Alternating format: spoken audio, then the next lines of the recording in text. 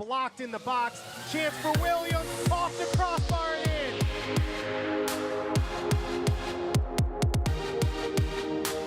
Trying to chip the keeper, and it's in! Elijah Reed, it's been building for Reed off the bench, and he gives Miami the lead.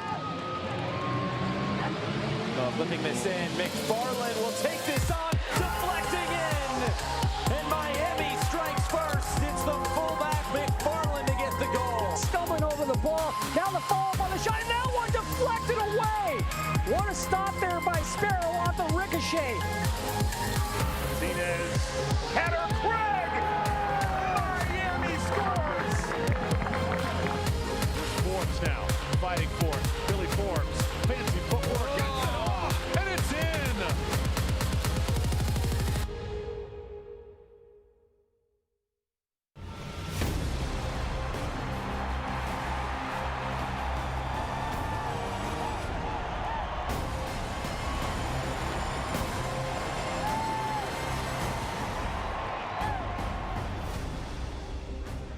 The USL Championship is back at FIU Stadium in Miami and presented by Hellbiz as we welcome you to this USL Championship match between Miami FC and RGV, Rio Grande Valley FC Toros. Alongside Eric Dobransky, I'm Spencer Siegel. Happy to have you along tonight. Eric, let's start with Miami, a team that is on the mend from last season. They've taken 9 points from their first 5 games, and there's a lot of reason for optimism, including a 2-1 victory last week against Charlotte. And what a win it was. McFarland there with the first goal. Armin here with the tying goal to make it 1-1. And then here, De Silva, ball clipped in by Speedy Williams. De Silva wins it, and then Reed puts it away, the game winner in the 74th minute, and it's such a big 3 points for Miami FC. Yeah, Adonijah Reed comes to Miami as a 21-year-old Canadian and now gets an opportunity in the starting 11 because Speedy Williams and Billy Forbes are both on international duty. This is his opportunity. Subbed in the 63rd minute against Charlotte and made an immediate impact. On the other side, Tyler Derrick was in the Houston Dynamo Academy, the first ever homegrown signing for Houston when Miami head coach Paul Dalglish was in charge of that academy at Houston. Now he starts on the other side. It's a sort of a revenge game against his old foe, if you will. And for an RGV team that is tied for first in that Mountain Division, 9 saves against that San Antonio in that 1-1 draw last Saturday. Yeah, both teams have a lot to play for and higher expectations this year. We'll see how this one shakes out. Don't go anywhere. We've got Kickoff on the other side when we return.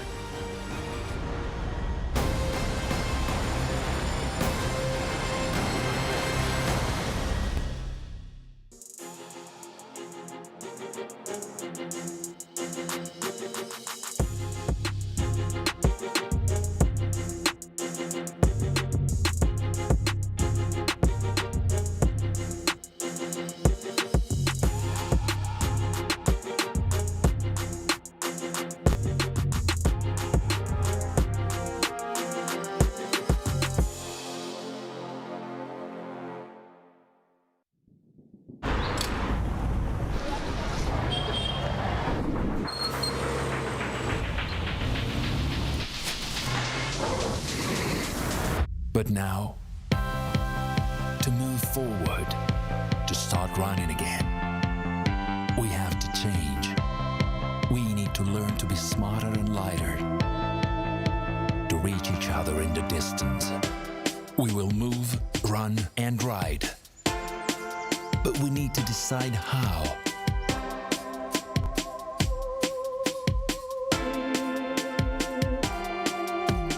Because our choices can change everything.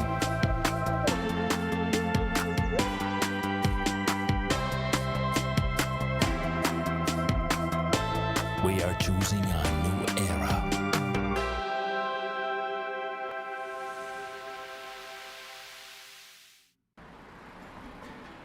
This is a football city.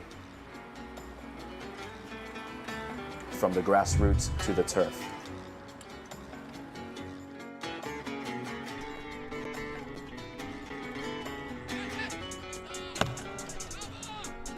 From the streets to the cleats. We are proud to represent this city We are proud to represent Miami. We are proud to represent you. Your community, your club.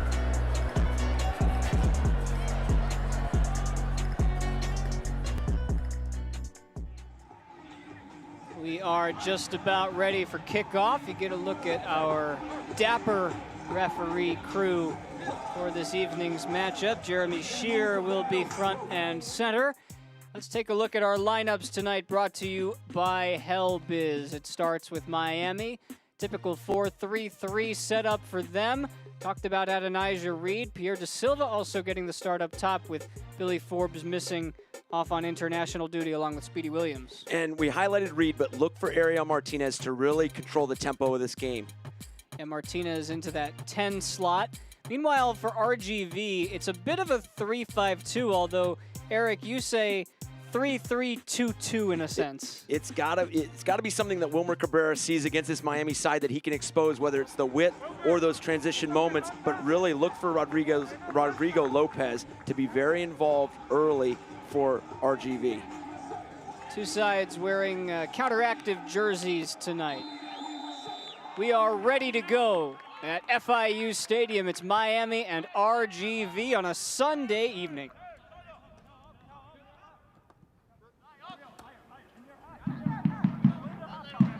We spoke to Paul Dalglish yesterday, Eric, and he was thrilled with what this team has accomplished through the first month of the season.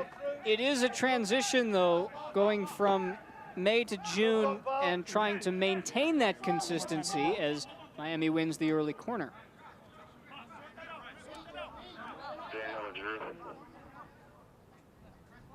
It will be Da Silva who takes it. Pierre Da Silva, one of the players who Dalglish highlighted as having some excellent potential for this side.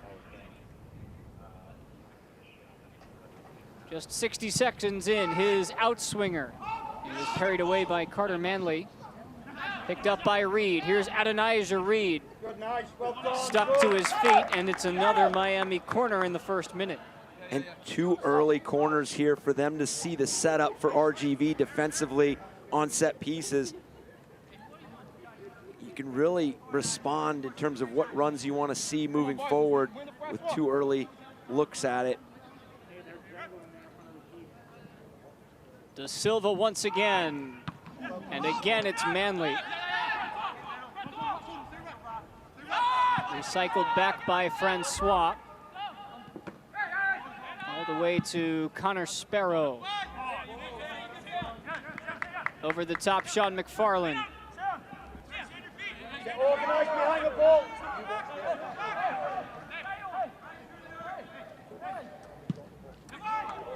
Towards the back post, it's met by the weak foot of Francois. It does eventually fall into Derek's arms, but a good early run from Miami in a game that Dalglish expects his side to be more on the counterattack than anything else. However, the first 2 minutes has shown that they're the ones in control with possession.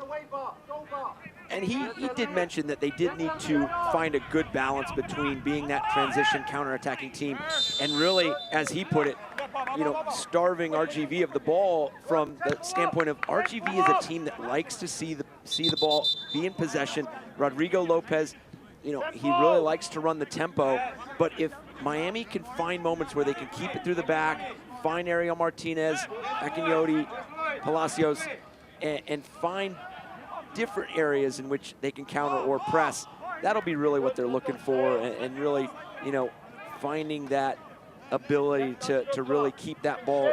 Paul Dalglish made the comment of he wants to make RGV defend them.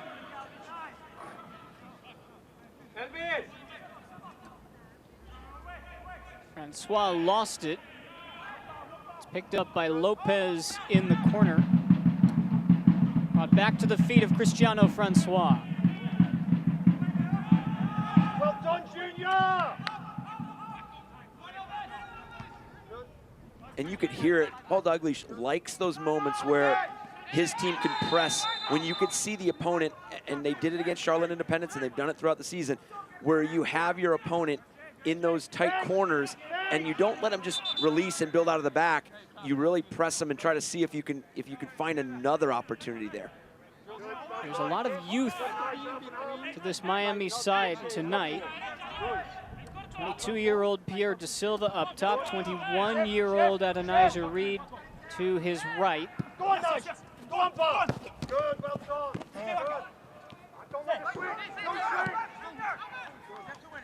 First chance for RGV. It's Cerritos out wide looking for Christian Sorto with Elvis Amo in the middle. Sorto's pass behind Amo.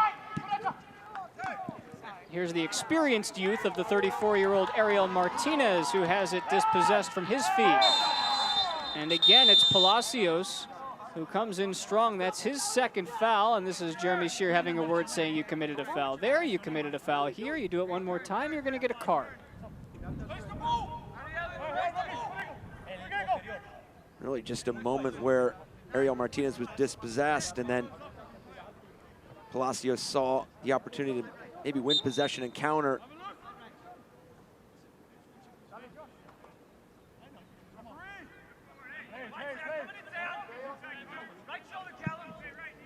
Tough angle to restart play for RGV, but it is brought into the corner and eventually out for a corner kick.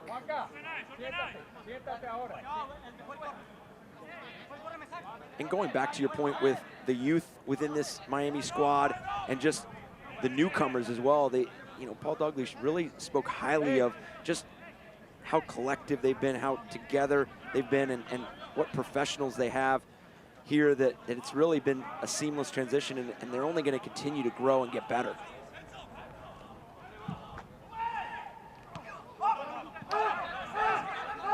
Sorto trying to chase it down. He will get to it. And Sorto wins the throw. End to end so far in the first 5 minutes. An entertaining start.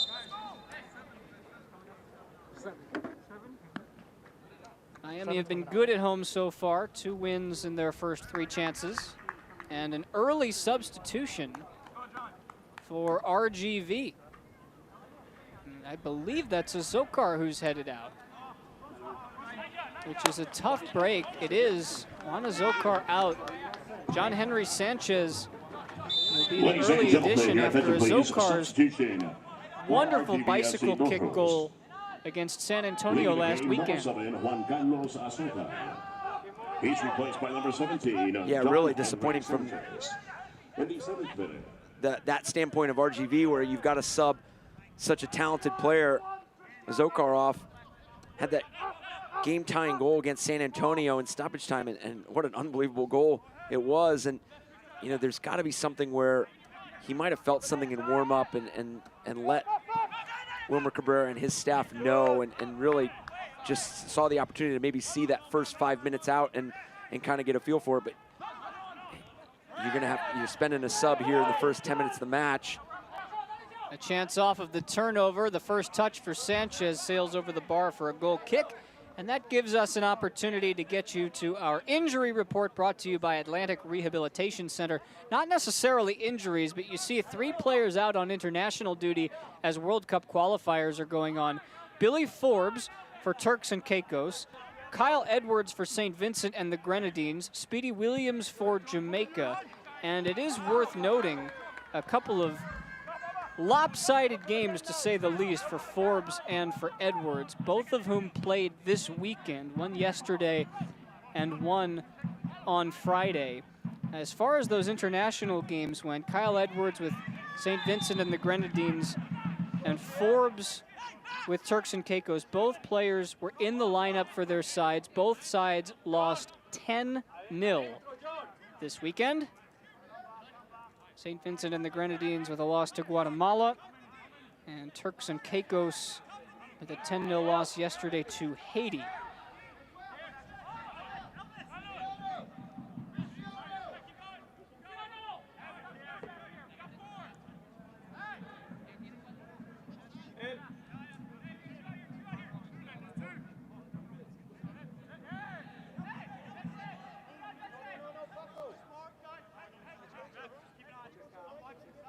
Another chance to set things up from a set piece. De Silva and Reed both standing over the top.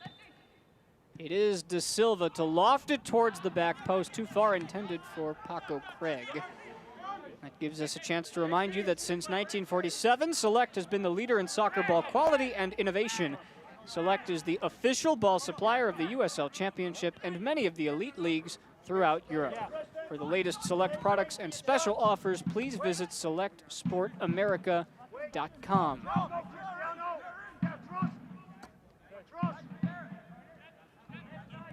First 10 minutes or so, Eric, Miami with most of the chances, but it looks like RGV is starting to settle themselves down on the road. And it looks like they've come out in a formation where they really want to expose the width. They want to make sure that they're pulling Miami as wide as humanly possible, because it is a group in Miami that likes to, just like that moment, transition and win a ball higher up the field. And here they come. It's De Silva onto his left foot. Pierre De Silva across the face of goal and sent clear.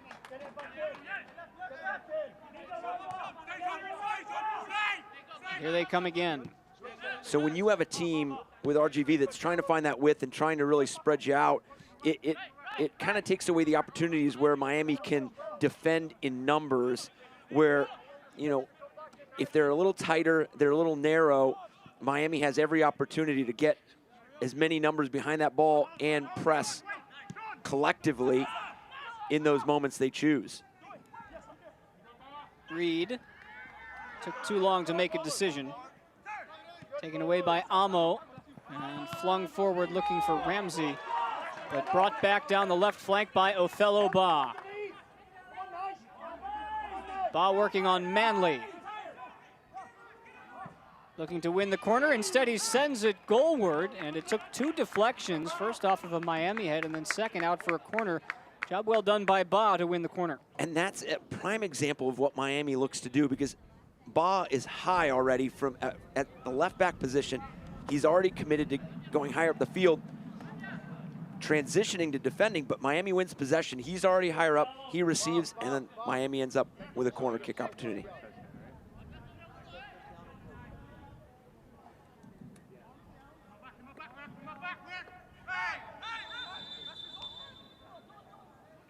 One moment, says Jeremy Shear. Let's have a conversation about pushing and shoving. You play nice, you play nice.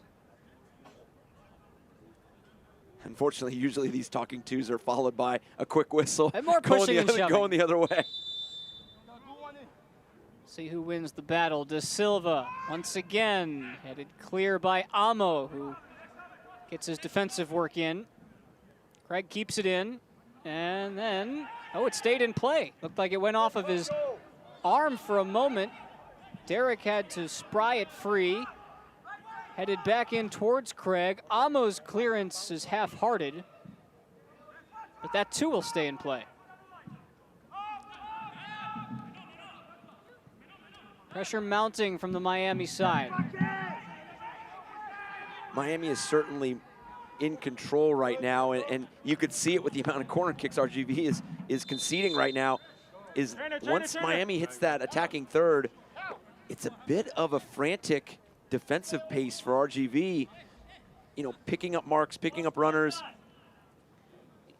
Miami's doing a tremendous job of really beating them with, you know, that transition where you can transition, but within the pace and the quality that they're playing is really what's throwing RGV off right now. It's that, you know, that quick decision that, and Paul Dalglish brought it up this week when we spoke to him, was offensively it was coming together, because he felt like they had created a number of opportunities against Charlotte Independence, but now it's really playing on that front foot, being brave in the attack and courageous when it comes to that final product. Yeah, they did create chances. 34 touches inside the box for Miami, and they outshot Charlotte 15-3. And really that was just an improvement upon each of their previous games, because if you go back to some of the earlier games that they had played, even though they were able to get some shots in, it didn't necessarily amount to more than one goal that they could generate themselves. In fact, they were outshot by Loudoun in the opening game 34-8. And they still won that game as Manley, the Maryland native, is back to his feet. And then in that Loudoun game, they had scored twice in the first 10 minutes and then win a player down a few moments later. So they played about 75 to 80 minutes in that Loudoun game, a player down Miami. So Manley has to come out for this corner kick because of the injury. That's a defender that RGV loses. And it's the first in-swinger opportunity for Miami. Again, it's De Silva. Towards the back post, there's a man there, and it doesn't need him. Nobody touched that ball. That's Pierre De Silva's goal. Off the corner kick. Miami have what could be the goal of the week. My goodness. What a curling service from De Silva. And again, it goes back to having so many of these corner kick opportunities early on in a match. You just get different looks of what space becomes available, and you're able to really predicate your runs off that space. And here you can see De Silva just having the awareness to curl that into that far post and putting his team up 1-0 early. Eric, you know what we call that one, right? That's the Olympico, my friend. It's Pierre De Silva. What a contest. And what a goal. It's brought to you by Helbits. That's going to be up there with Connor McGlynn's goal from last night against Oh, that's New York true. Red Bulls too. We have a surefire competition on our hands this week. Both goals spectacular. I mean, obviously Connor McGlynn's goal last night for Hartford. I mean, a really long night for New York Red Bulls too, but to have the awareness for Connor McGlynn to get his head up and chip the keeper from half field. But what a goal here by De Silva. Now the momentum firmly with Miami. And if they know what's good for them, they'll continue this mounting pressure that they've built over the first 15 minutes. And I don't want to get into, I mean, I guess I'm going to get into it right now, but obviously looking at the standings, looking at score watching early on here in the season, because we've got plenty of season left. But you look at Charlotte going to Tampa Bay and taking down the Rowdies 1-0 last night. You know, it really, for the Atlantic Division, makes it very interesting. You know, you get a 2-1 win against Charlotte Independence, and then they go to the Rowdies and get a result. You know, Miami's got to be feeling really opportunistic about the chance they have in this Atlantic Division, not only obviously just to make the playoffs, but to really get one of those top seeds. Reed commits the foul after some sweet feet by Ba. Top 4 teams out of 8 in the Atlantic Division make the playoffs. Miami entered play today tied for 3rd with Charlotte. 6 points back of the Rowdies with this game in hand, so a win would get them within 3 points of Tampa Bay. But this is clearly, from Miami's perspective, a stacked division. Francois dispossessed by Murphy.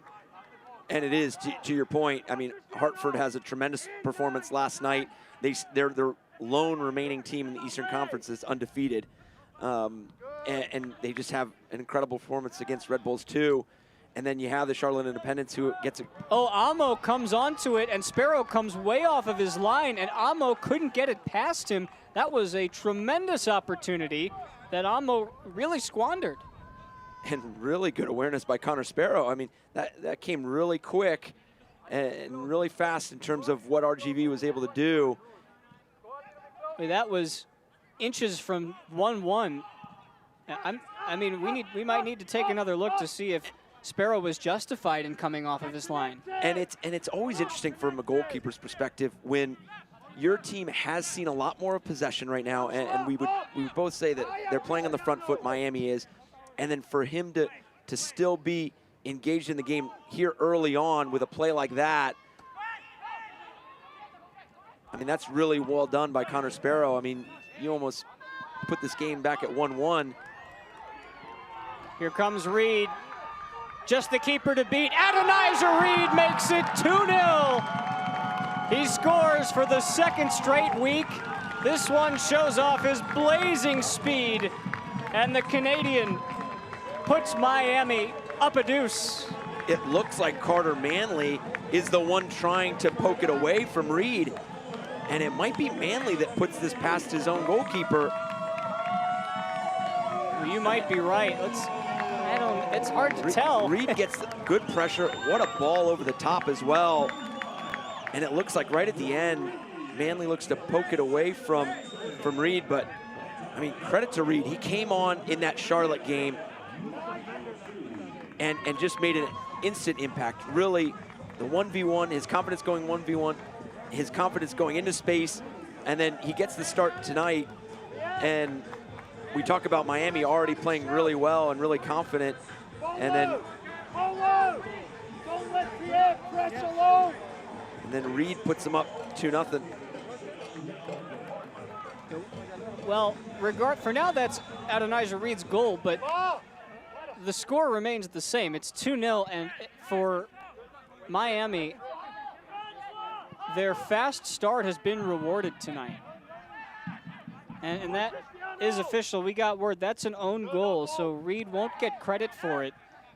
And you were spot on with that one, Eric. It came off of Manley last. And you could see what Manley was trying to do, and he just unfortunately, got it wrong. But, it doesn't take away from the really good ball over the top and the excellent pressure that Reed put on that back line and really asking a lot of questions. This front three, and with Martinez sitting in front of this back line. Oh, the ball checked up. Sanchez might get his reward, but it looks like we're headed the other way. Sanchez went down in the box. All right, one problem at a time. First, let's take a look and see who got the final touch on that ball, if indeed it was given. Yeah, that is Manley there, absolutely. I'm not sure what he was trying to do. And you could tell by Reed's reaction afterwards. Kind of gave a shrug. The foul on this end was given against RGV, so Miami retains possession.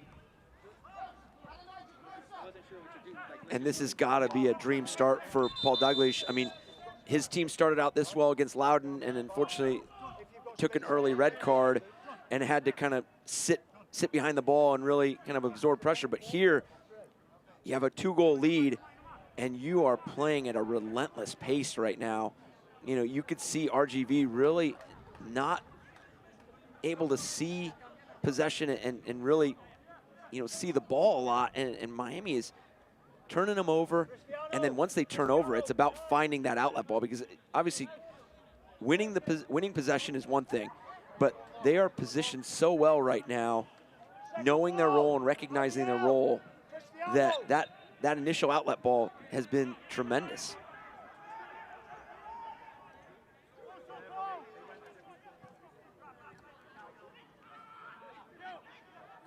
Cerrito's trying to start the break. Sordo's been playing out wide. More miscommunication for RGV. The USL is committed to supporting the LGBTQ+ community through the Forever Proud project. The USL will strive to create safe and welcoming environments for all fans, players, employees, and partners. Learn more at uslsoccer.com/forwardforever-proud.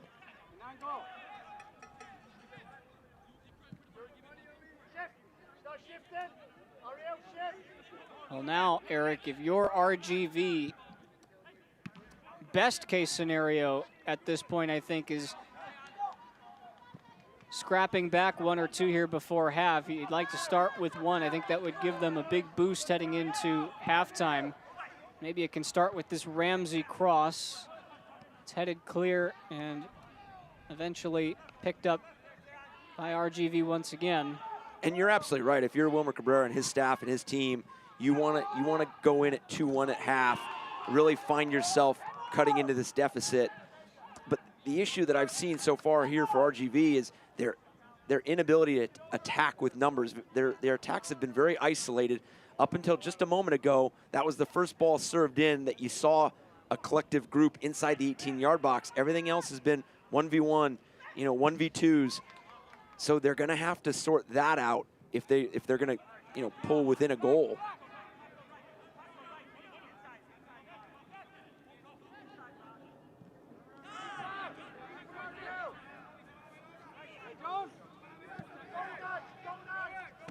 And any coach will tell you that goals change game plans, typically, in terms of, you go into what you want to see. You want to see the width. You want to see, want to see possession. But then you see yourself down 2 goals within the first 20 minutes. Now you might have to go a little bit more direct. You might have to find the midfield, find the back line, and then go forward. And you have the, unfortunately, Azokar had to come off early at that 6-minute mark. Yeah, that certainly changed RGV's plan of attack from the start. It doesn't hamper their full substitution outlet because they will have 4 other substitutions that they can make. They have 2 more substitution windows and halftime, so 3 windows in total. So far, so good for Paul Dalglish's side. Things going to plan for him.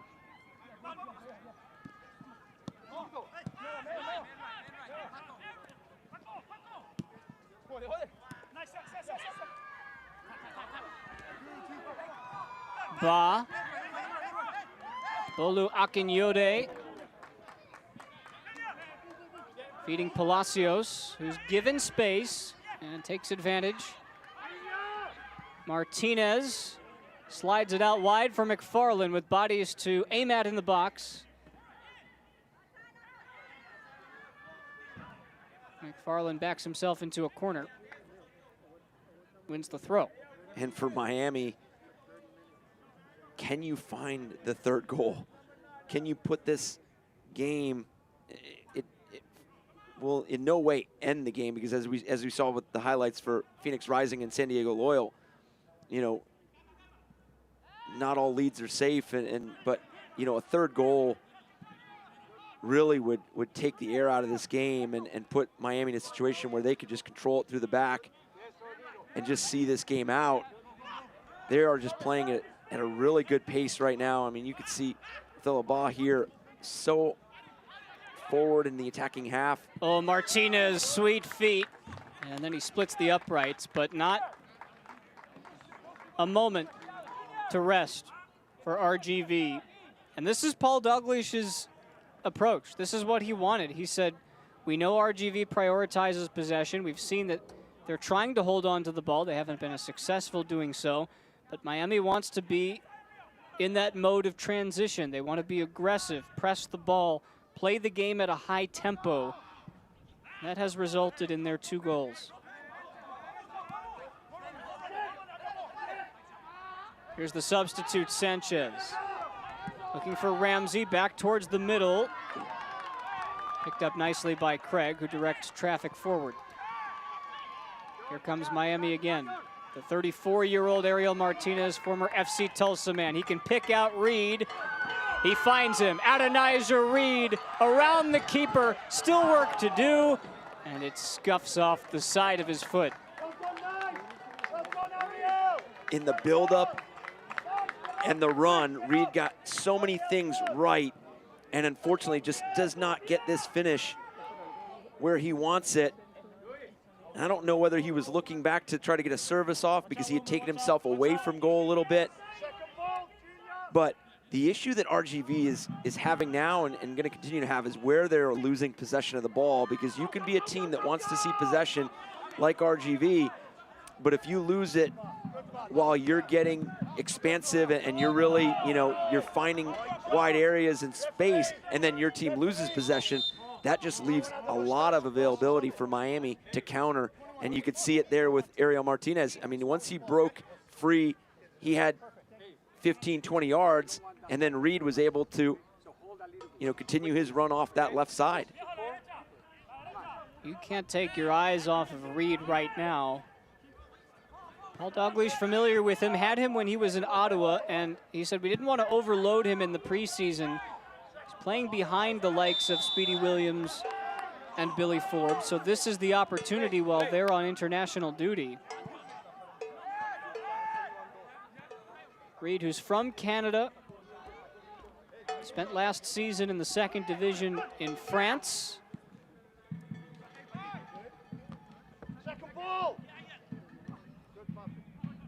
6 years at the A&B Football Academy in King, Ontario. He's showcasing his skill set tonight, the 21-year-old. We will have 2 hydration breaks with the rising temperatures in South Florida tonight. You know that RGV could use one.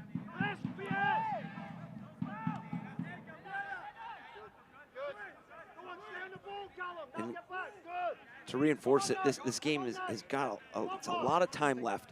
But, you know, going back to what Paul Dalglish was speaking about this week was he's seen his team perform at a high level, and he wants to see some of these results kind of meet that level of performance where, you know, he felt like they played really well against Charlotte Independence, and they had chances before Armin made it 1-1. And they got the win, ultimately. And they did. But some of these wins need to, you know, be met with clinical finishes and timely finishes where, as we mentioned, it's 2-0 now, but, you know, RGV finds one, and this is a game again. If you find a third, this performance becomes, you know, really complete. Obviously, it's early, but you're going to try to finish this off with a really good moment. But he also spoke about how well defensively they've been playing. So far, they've only conceded 1 goal in the run of play. All others have been set pieces and free kicks. The goal for Charlotte was a set piece as well by Armin. So this is a team that not only, you know, defends well without the ball, but Francois, and it's cleared away for another Miami corner. This is not unlike what we've seen Miami do this year, but I think what Paul Dalglish was describing when he was getting that point across to us on the phone was, we want these wins to be a little less stressful. Yep. We want to put these teams away, and so yeah, a 2-0 lead to start in the first half is good. I think he would prefer the Hartford approach from last night, which was 7-0 against Red Bulls 2. I could think of a lot of teams that would love the Hartford approach of 7-0, but you know, this league is so tough. Every game is so tough, but then again, there's some games that you run away with it a little bit. De Silva, it was met by the head of Chapman Page, and it's out for a goal kick.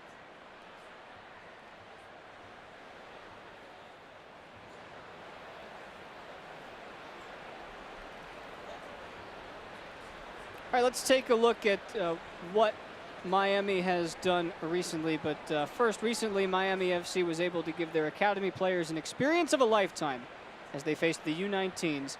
Here's more on their experience. Once in a lifetime experience, really, honestly, and to really see how the quality that these players have, it's a blessing. I know for me and my teammates, we learned so much. Man, it was an awesome day. I think it's a really good opportunity for our team to just see where we're at. Well, I think it's a great opportunity for them. It's definitely something that I wish I would have been able to do as a kid. But we know that the level that we have to be at, these guys, they were stronger than us, faster than us, quicker than us, and we know that we can one day get to this level because this is a great learning experience for us. They get to aspire to be that. And it also shows them that we're just regular players just like they are, you know? And, you know, we come from where they are.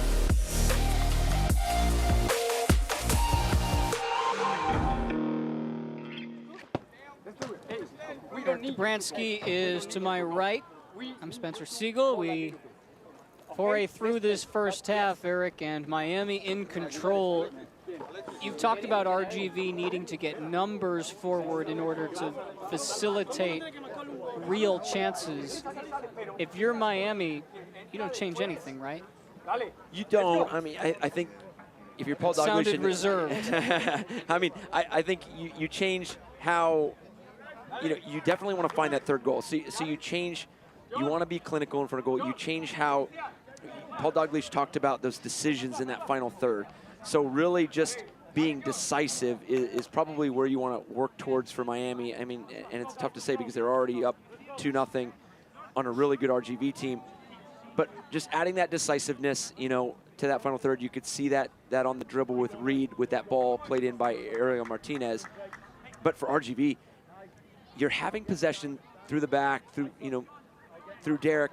You need to find possession in Miami FC's half, in defensive half. You're not finding the ball in possession higher up the field with numbers in the attack because Miami's being so disruptive right now defensively.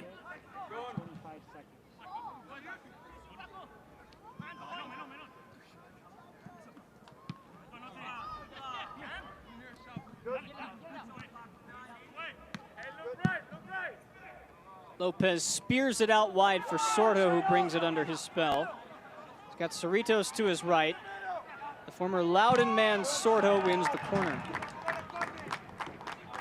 A pair of former Loudon players up top for RGV, Sordo and Amo. I was just shooting and it just cut off. I looked down, see if I stepped on the cable, nothing. And that right there was the moment you look for, because Miami has been disruptive, but they've been disruptive because they've been collectively, you know, in groups defending. You find that ball to Sorto, and then he earns a corner kick. Swung in and headed away by Chapman Page.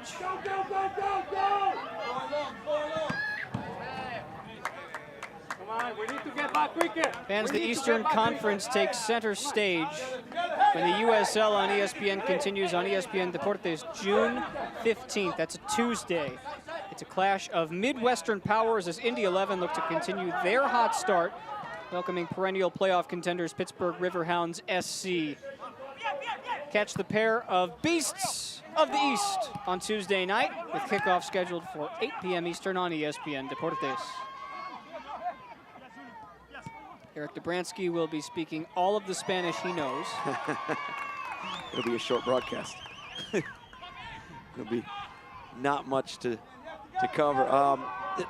For RGV, I mean, you go back to it. Nice transition. He wanted to get away from it as quickly as possible. Ran away from it. RGV, you know this game so well that a goal changes the complexion. I mean, as much as we've talked about and highlighted how good Miami has been thus far, you know, if you can get into halftime, I mean, finding a goal here, it just changes it, because it doesn't matter how, you know, how you haven't seen a lot of the ball, or, you know, Miami's really, you know, the game plan and the game model is just being executed to perfection thus far.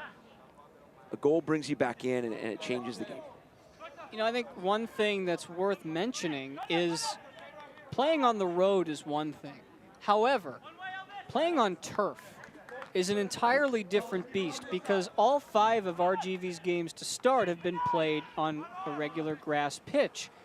And when you transition to turf, and you can watch, I mean, just as the viewer, you can see when those high and deep fly balls essentially get pushed upfield and then they take that one bounce, it checks up on the turf much differently than you would expect as a player who's played on grass for a month straight. And you are 100% right. I mean, I think, you know, the way it bounces, the way it skips, as you said, I mean, it takes a little bit to get used to. And you could see early on that RGV was trying to find a rhythm in terms of how it was getting played on the turf. But going down 2 goals early, it takes that ability and that timing off. Now you've got to figure it out much faster, and you've got to really, you know, sort it out where it's those first and second balls are the first ones that get affected by turf, because you're challenging the first ball, and the second ball is just not the natural bounce that you're expecting playing on grass.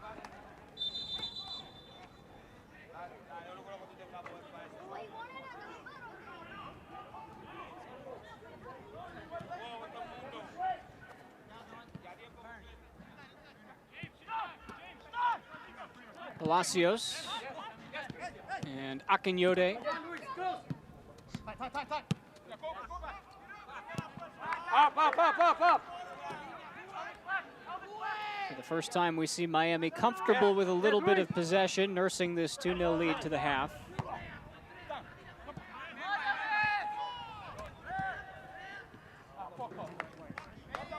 I mean, that's what you have to like about this Miami side, seeing this first half out, is their willingness to still be brave and courageous going forward with a long ball from Connor Sparrow, a deeper pass, because that's what Paul Dalglish and this team want to be. They want to be exciting, especially at home. They want to always play on that front foot, be dynamic, and then attacking third.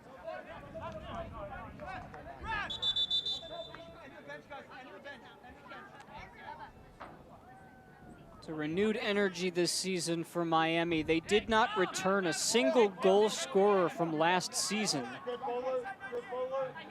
Now, last year was their first year, of course, in the championship. Prior to that, they were in the lower tiers of the U.S. soccer system. They did bring 14 players on from 2019 into their 2020 season, essentially giving them all an opportunity to play at a higher level. But this year they only returned 4 of the players from last year's roster, so it's an overhaul. And Paul Dalglish talked about how that can be a risk also.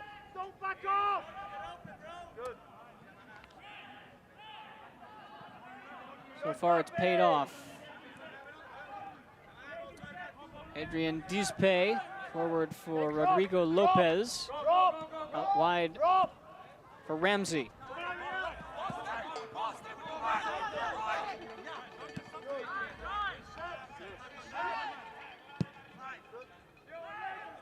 And to your point with the roster rebuild, obviously Paul Dalglish was very clear that part of that was, it was a combination of players signing with other teams, whether it was USL or overseas, and then obviously just decisions that had to be made after that disappointing first season. But it just shows you how important that when you're rebuilding, it's about the personalities that you bring in as well. That this team is bought in. They're playing together. They're pros every day. They're trying to get better at training. They're really understanding the game model. And I think that's another big part of it, is having that preseason, having that time to implement the principles, the game model, those standards of play for this organization and this team. Even when they lose the ball, they had plenty of numbers back. RGV just have not been able to create on the counterattack. Starting to see some tired first half legs.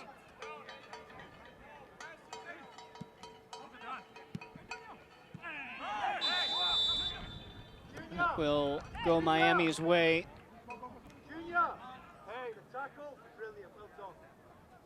A lot of positives to take from this first half for Miami. Best player on the pitch in your estimation? Oh, goodness. I think De Silva's been very active. Because, not only is he taking the corner kicks, but he has really stretched that back line of RGV. Reed's causing problems up there. I just think there's a lot of players right now. Ariel Martinez is played, and he's kind of been a little quiet here in the first half, but he's doing a lot of work off the ball that's really opening up spaces for those 3 forwards. He started as a 9 in that game against Charlotte up top, now dropped into that 10 role, and he's really been the playmaker and releasing those forwards. But just a really good team performance thus far from Miami.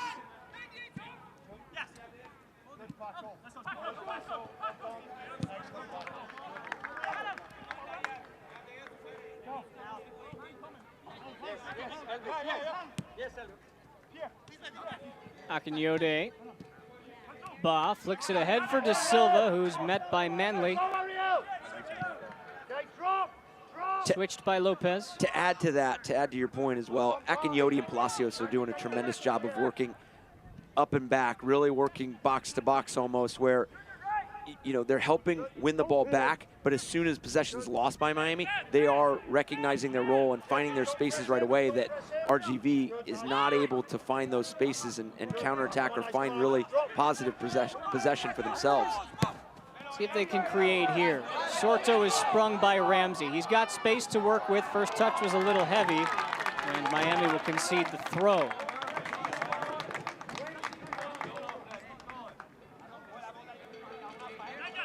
Paco Craig directing traffic. Originally from London. He's been all over the place, Paco Craig has. Given away again.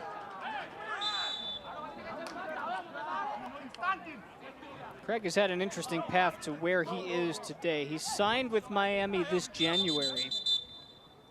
Now last February of 2020, which we all remember as a different time at this point, he signed his first ever EFL contract in the English Football League. He signed a League 2 contract with the Wycombe Wanderers. He was 27 years old at the time, and to get your first shot in the EFL at 27 is kind of like being called up to the major leagues in baseball at age 28, 29, when you've been in the game for 10 years or so, and you're getting that first taste of what really is the big leagues. And then the pandemic really ripped his plans to shreds at that point. So now he's trying to establish himself here in Miami, but he's been all over the place. Played here in college. He's been in Florida before in the PDL in Ocala. Originally from the West Ham Academy. Already has a goal this season. The way he's played for Paul Dalglish has a plan for him. As you see, 5 added minutes in this first half. That's brought to you by the Miami FC Youth Academy. If you want to join the Miami FC Youth Academy, you can visit miamifc.com/academy to register to the only academy in Miami connected to a professional team.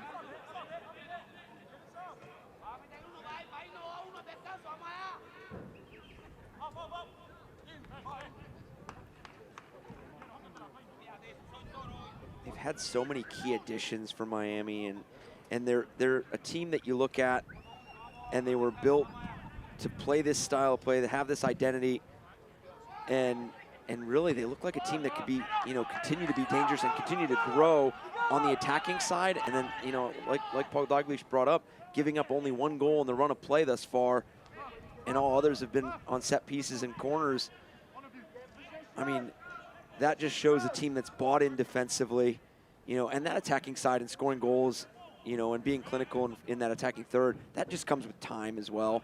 Getting to know each other, really a newer team, those runs, they just kind of sharpen up as the season progresses.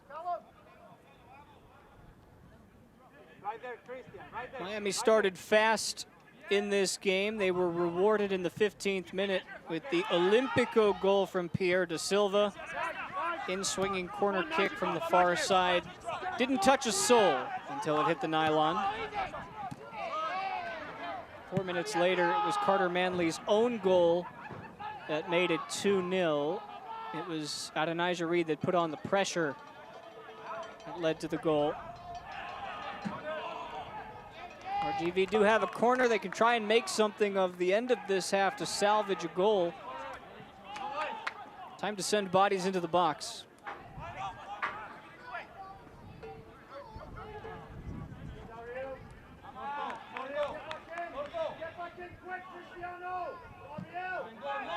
Murphy swings it in. It is met by a head, and it's saved off the line by Sparrow. Not sure if it hit the crossbar as well, but Sparrow had to be alert to it, and he was.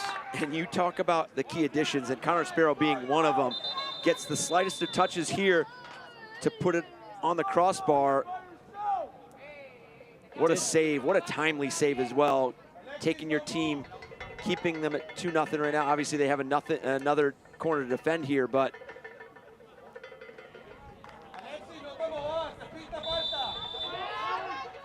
you can see about 9 blue jerseys near the 6-yard box. This one sent towards the back post, dealt with by Ba. Sordo will scurry to track it down. Takes a deflection off of Reed, and Miami can look to run, but Amo wins it right back. Amo makes a move and gets fouled.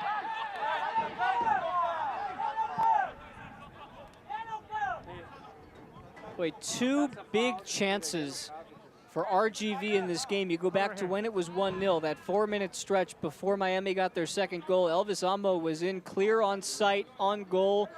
Sparrow comes off of his line. All Amo has to do is get it past the keeper, and Sparrow came up with that big leg save. And as a goalkeeper, and you know, it's just recognizing those moments and understanding how you need to show up for your team. And Connor Sparrow doing it twice in the first half here. As you said, I mean, that first opportunity, it makes it 1-1. Lopez to Sordo. Akinyode there to head it to Ba. Still time in this first half for Miami to run. Martinez pulls the strings. He eyes up to Silva. Sends it back to Ba. Ba tussled for a moment with one of RGV's players on the ground. That was Cerritos.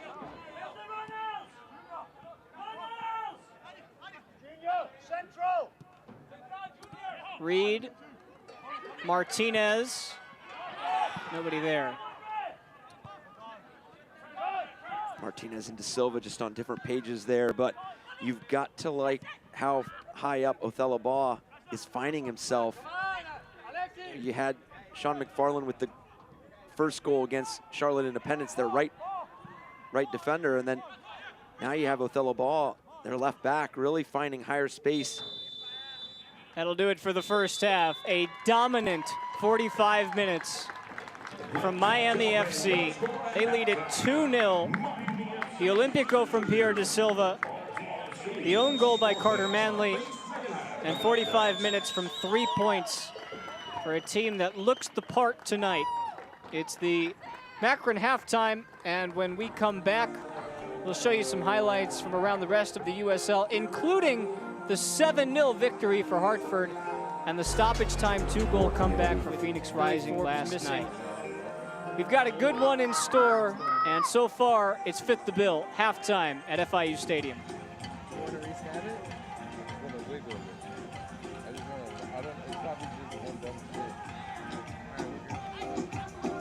Once in a lifetime experience, really, honestly, and to really see how the quality that these players have, it's a blessing. I know for me and my teammates, we learned so much. Man, it was an awesome day. I think it's a really good opportunity for our team to just see where we're at. Well, I think it's a great opportunity for them. It's definitely something that I wish I would have been able to do as a kid.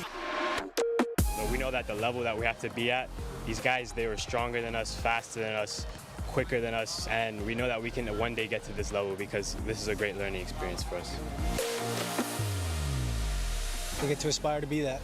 And it also shows them that we're just regular players just like they are, you know?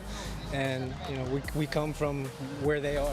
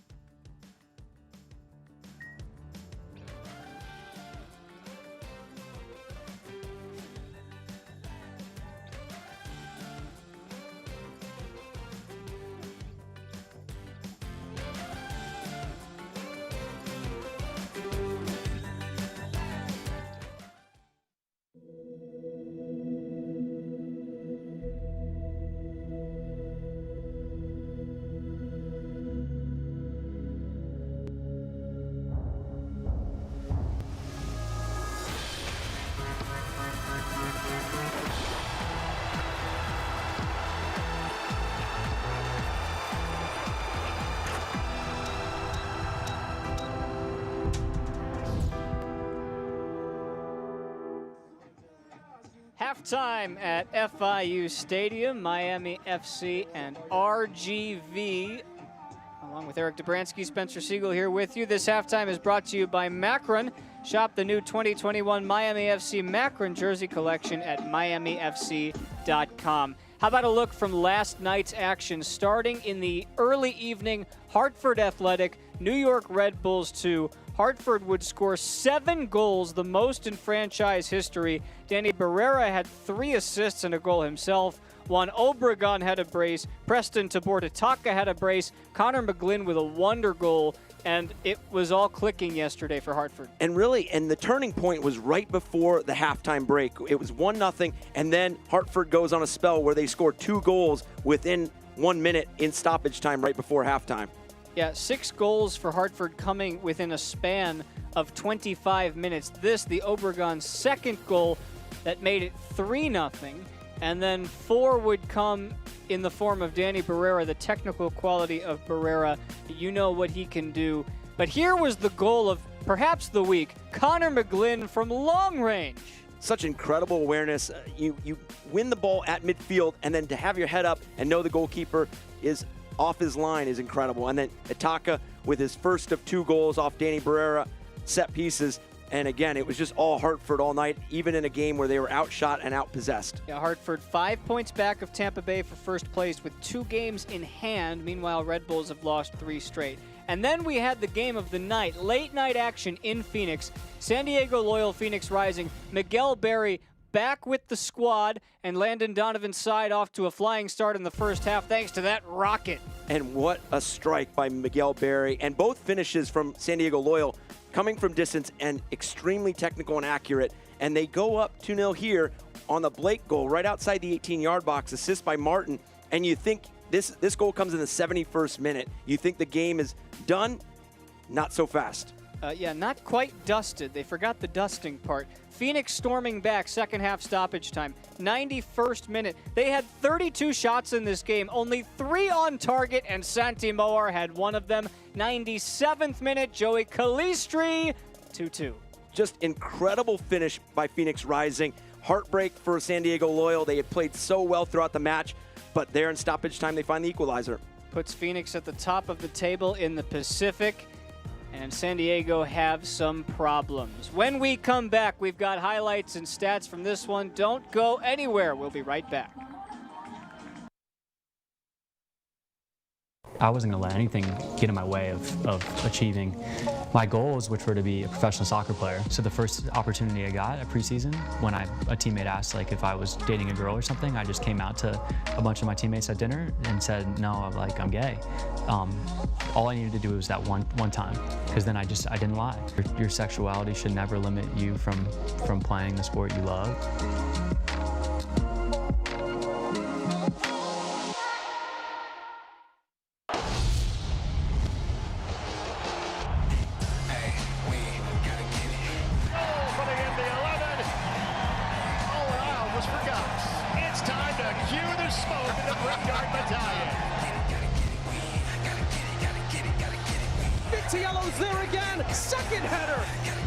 Here's a chance for Cicerone. Russell Cicerone, the leading goal scorer.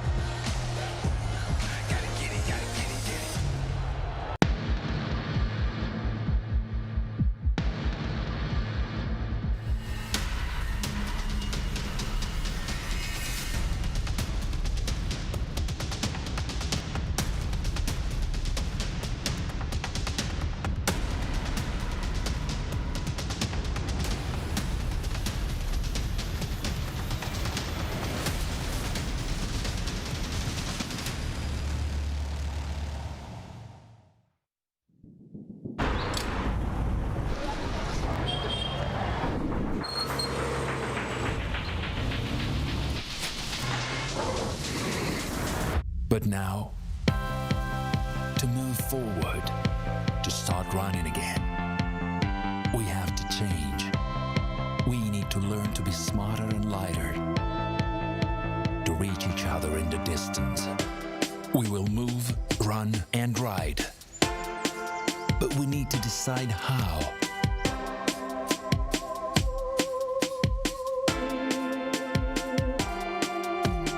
Because our choices can change everything.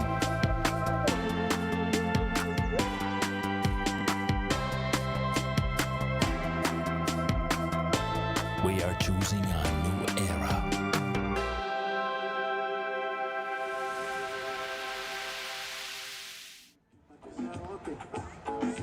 It's 2-0 at FIU Soccer Stadium here in Miami. Let's get you some news and notes around the rest of the USL this week. Our Clear Audio USL Player of the Week was Birmingham's Bruno Lapa, or I guess if you're British, Birmingham. 2 goals last week, both game winners. Pride Nights are back. That's fun to see. USL Championship teams will be doing a lot more with that this year. And the Rowdies fall. So you've got Hartford, Tacoma, and El Paso still unbeaten. Eric, which one will be the last one? I mean, the way Hartford's playing right now, I mean, I would dare to say that they're on a really good run of form. I see. Pick the team that scored 7 goals yesterday. Way to go out on a limb. I like it. Okay, how about we move forward and we check out some games that are coming up right around the corner. You see that Deportes sign right there? That's going to be your nationally televised duo and some other good ones on ESPN+. I like the Oakland Roots Las Vegas Lights matchup. There's a real West Coast feel to that. Big game for those who are RGV fans. New Mexico United and San Antonio are the 2 teams that sandwich RGV in the standings right now. And I think a lot of games that are happening tonight as well will really dictate some of these matchups and what they mean for the standings moving forward, with Birmingham leading Tulsa right now. Did you say tonight? Because we've got that for you. It's almost like you read our mind. I did, and a big matchup that kicked off just a few moments ago, that Atlanta 2 versus Lou City. Yeah, that's a big one. You talked about Birmingham and Tulsa. That doesn't have as much implication on our matchup, but it is still a big one, and it was Nico Brett in the 30th minute that netted Birmingham what looks to be their game winner. Austin leading Pittsburgh. They scored about 2 minutes in at Highmark Stadium against the Riverhounds. Orange County getting a win yesterday. Las Vegas with a nice win last night as well. Lots more to come here, though. We are just about to touch down on the second half. And when we do, we'll be sure first to give you highlights from the first half. That when we return. This is a football city. From the grassroots to the turf.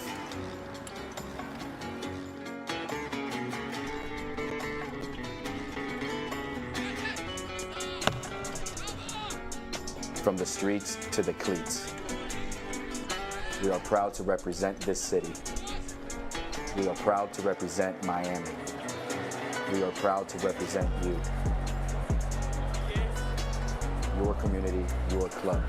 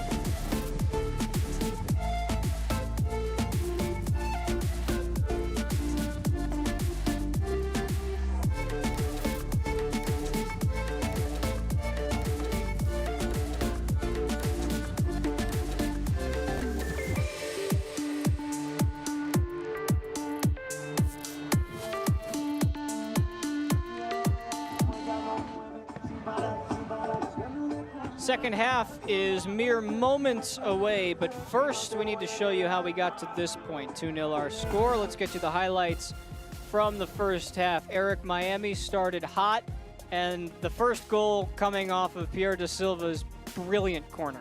And Pierre Da Silva had a number of looks prior to this on corners and really saw the space available to curl it there into that far post and that far side netting. And great start for Miami. Those were out swingers. This one was his first in swinger, and he made sure not to miss it. See, their ball checks up there on the turf. and Adonijah Reed makes the most of it. Carter Manley ultimately charged with the own goal, but it was Reed's pressure that made it 2-0. Great ball over the top, great run by Reed. Unfortunate for Carter Manley because he had really played well on those set pieces and played well through the run of play, and you could see he was just trying to deflect it away from goal, puts it right in the back of the net. Best chance for RGV might have been earlier in this half, but this was their closest chance by far. That came off the head of Amo, off the crossbar, Sparrow with the save, and 2-0 our score. As we take a look at our halftime statistics, and it pretty much shows exactly what the game has been to this point, which is dominance from the Miami side. And to be honest, I'm a little shocked to see the shots and for each side closer than you thought. But you talk about the set pieces. The RGV really started to get into a rhythm there on corners, on set pieces, and found numbers in those moments where they could get numbers forward. But obviously possession in favor of Miami FC. They were able to build out of the back and really find their midfielders to that, connecting that front line for them. Not on your screen, 9 corners in that first half, 5 from Miami, 4 from RGV. Really shows you how we've gone end to end thus far. And you can see those are not public fans just yet welcomed back into FIU Soccer Stadium, though family members are once again allowed, and it's been a while since they've been able to see their friends and family play. Miami has released a statement saying that shortly they will be announcing what will transpire for the summer as it relates to the public being allowed back in to watch their hometown team play, but encouraging stuff. And you've seen it throughout the country and throughout this league that it's, the phasing in of fans, and we saw the fan base at Hartford last night. We've seen, and this is a fantastic step for Miami FC, their families there to support them. You can only imagine how much it means to them as players, them as a coaching staff, to have them in attendance and really, see them off to a really good start here in that first half too. Hope to see fans back shortly. It's a marathon, it's not a sprint, and we are getting closer to the finish line. 45 minutes to the finish line for Miami tonight. They lead at 2-0. RGV, you have to think that Wilmer Cabrera had a rather heated discussion with his 11 getting ready for this second half. What do you think he said to them? You have to find the ball in possession higher up the field because, as we saw in the first half, the attacking moments were just so extremely isolated for RGV. It was typically, 1v2 on the attacking side. I mean, it was rarely the ability to get numbers in that 18-yard box, find a good service into numbers. Usually the service was into 1 or 2 runners. So you got to find the ball a little bit more and find it higher up the field because, and it takes a bigger ball to break that pressure that Miami, is really relentless with. So, finding that 20, 25, 30-yard pass that really invites play to open up and really triggers your attack. But the next goal, I still think there's probably another goal left in this game, and I think that one will change the complexion of this game moving forward because if it's a third for Miami, it might be tough for RGV to find themselves back in it. Now, if RGV can find that one to make this a 2-1 game, the dynamics will change tremendously. This is a lot of what we saw in the first half from RGV, just batting it around without really forcing the issue into the offensive third. Once they got it there, right around this point was when they turned it over. Can they change the narrative? It's Cerritos, whose shot deflects off of Chapman Page. Puts it at Reed's feet, who draws the contact. And that right there already for RGV is a promising start because you put yourself in a position where when you get double teamed in the final third, in your attacking third, that means space is available somewhere, and you need to have the ability to recognize where that space is, and you could see RGV unlock that right there with the Cerritos, strike. That's what's going to have to happen here in the final third is unlocking space where you get double teamed and you have collective numbers from Miami, marking up, and then so what becomes the next play available? Sordo towards the byline, again a little too heavy. We saw that once or twice from him in the first half. Just trying to get his sea legs underneath him, Christian Sordo, who's making the switch from Loudon. Scored the second goal for RGV in their win 3 weeks ago against San Antonio, and he assisted the 1-0 victory goal with Vicente Sanchez scoring against San Diego. It's been an adjustment period for him. He too is just 21 years old. A lot of youth on the pitch tonight.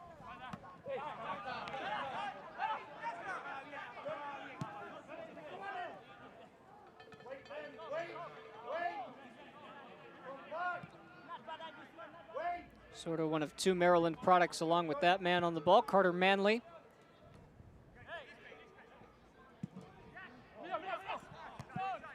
Manley turns it over, and it's Francois.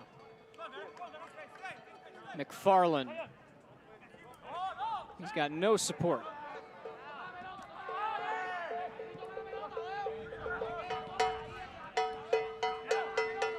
Vera looking for help.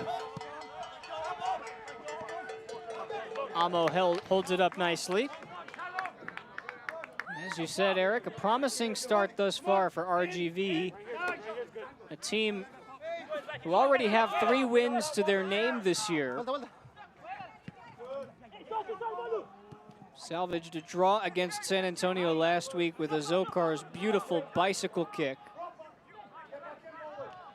But Juan Azokar left this game after about 7 minutes with an undisclosed injury.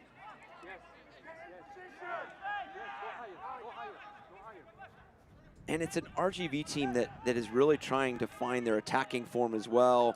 You know, the 1-0 win against New Mexico, 1-0 against San Diego Loyal, 2-1 against San Antonio. They drop a game against El Paso, 1-0. And then that goal, like you said, with Azokar was so critical to picking up a point on the road. Cerritos has his shot parried over goal, and it's a corner. It was a funky and awkward build-up for RGV that time. However, it did result in a shot on target. Did, and again, the confidence for Cerritos to put it on his left foot. But Sparrow, they're coming up big again. It's Murphy on the ground for Lopez towards the back post. Headed clear by Chapman Page, and it's another corner for RGV. And this is where RGV started to really pick up momentum and a good rhythm there at the end of the first half, was finding success on corners, set pieces. It found them the ability to get numbers forward, get numbers in the 18-yard box, and Connor Sparrow hasn't had to face a number of shots on target, but the ones he's had to face are really difficult, and he's had to come up big. Murphy sends it towards the middle. This time, Amo makes no mistake, and RGV are right back in it. It's 2-1.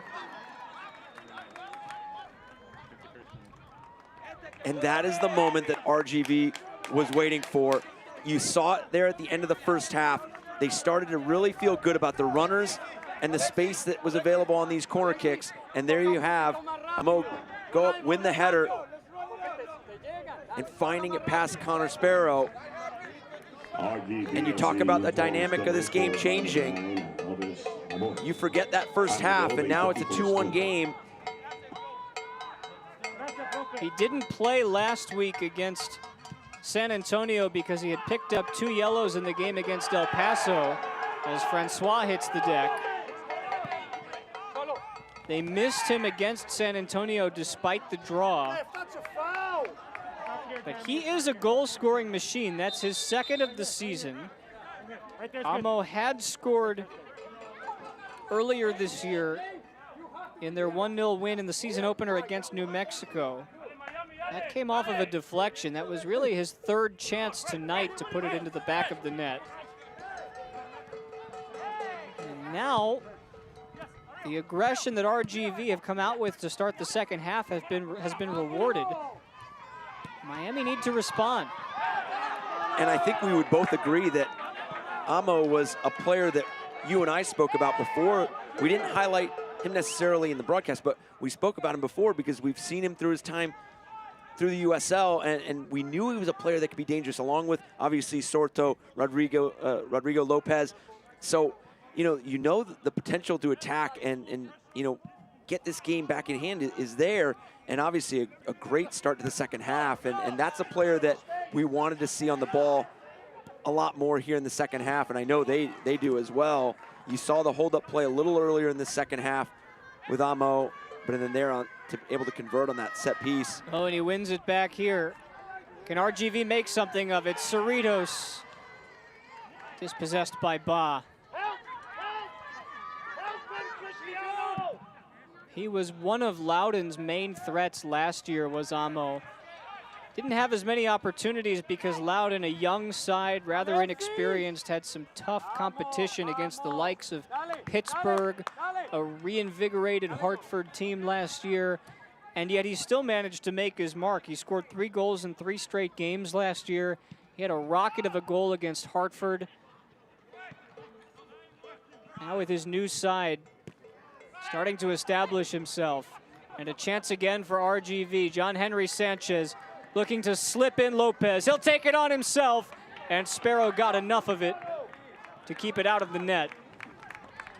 But it's all RGV to start this second half. Absolutely, and this is where Miami FC needs to find a moment to collect themselves. And this save, obviously, by Connor Sparrow, he's made a number of them throughout the night, but this one might be the biggest just because of the momentum shift that has transpired within this match here in the second half.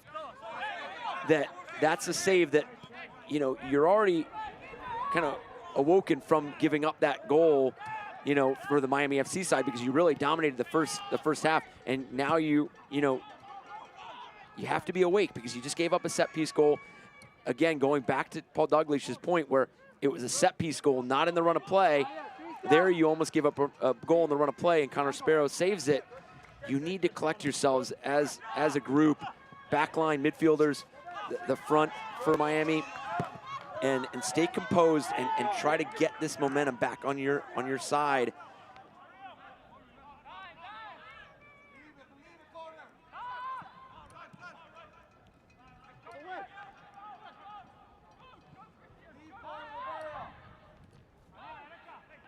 Reminder fans that SiriusXM is the place where you can listen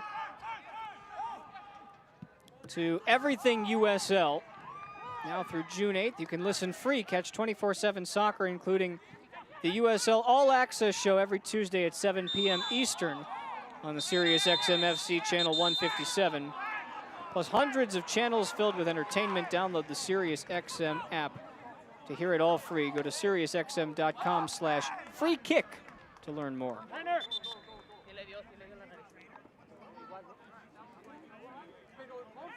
Here we'll see what happened to Elvis Amo. Looks like he was defending. He might have caught an arm or a hand. And we've seen a red card shown to Bolu Akinyode. This has completely changed the complexion of the game. Up 2-0, RGV are now up a man, and plenty of time left, and I didn't quite catch what Akinyode did. We might be able to get another look, and in fact, our replay crew doing a great job showing you exactly where it happened. We'll get that to you in just a moment. And Bolu Akinyode has been sent off. This is not the composure that we were just talking about a few moments ago. You know, we go back to it, you know, you're a team that came into the second half up 2 goals. You know, you had to wake up after giving up the set piece goal, and you respond with not only giving up a goal, that, you know, now you get a red card, and now you're going to be playing a player down the rest of this match. And RGV is really feeling good about that momentum. All right, take a look here. Once Akinyode hits the ground, watch this swipe right there. That was deemed violent enough to be shown a red card, and still can be looked at further by the league office for any punishment beyond what he'll already miss, which will be Miami's next game. So Akinyode, who's been an integral part of this team, will not be traveling to Pittsburgh next Saturday. And really, we were praising the play of Akinyode and Palacios and Martinez there in the midfield in that first half. And you put yourself and your team in a situation where now you've got to be able to keep your head there and really make sure that you keep your composure. And I get it, this second half has not started out the way that you wanted it to for Miami FC, but they already had to do this against Loudoun, up 2-0. When a player down, had to defend for 80 minutes plus. Eventually got the result 2-1. But now you're asking a lot of your side that's seen a lot of the ball go away in favor of RGV. It's just incredible how the dynamics can shift so quickly and so abruptly in a game, and what a halftime does. Well, and Miami, they pride themselves on getting after the ball when not in possession and really closing down the gaps. It's harder to do that with 10 men. It's harder to stay aggressive and counter with 10 men. Yeah, next topic. Who's coming off? 21 and 10.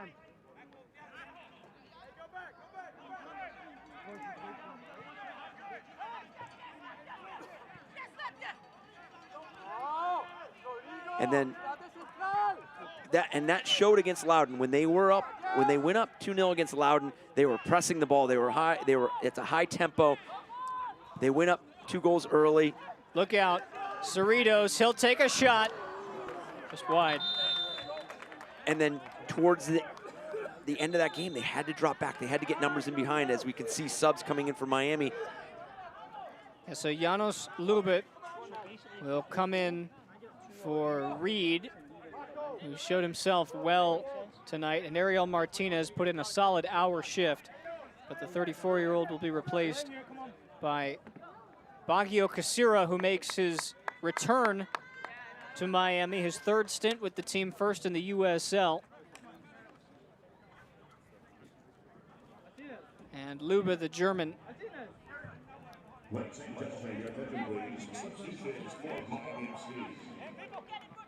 in for Reed. It's Martinez out and Casira in. And these are obviously defensive substitutions in terms of, really getting commitment to get behind the ball. And, and I think, you're taking off 2 attacking threats that have been really good throughout the night, Ariel Martinez and Reed.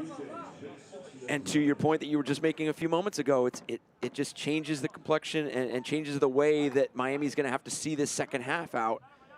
They're not going to be able to high press. They're not going to be able to play that high tempo that they really pride themselves to play, and that identity that's within this team. But to that point as well is I hate to keep bringing it up, but they've had to do this before for a lot longer of a stretch against Loudoun. So they're proven to be able to see a game off, seeing a tight lead. But it's just not the way you wanted to start the second half at all, giving up a goal and then finding yourself down a player. Yes. Yes, Adrian Vera.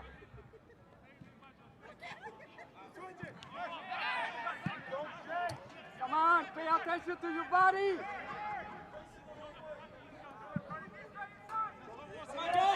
Speared out wide for Vera.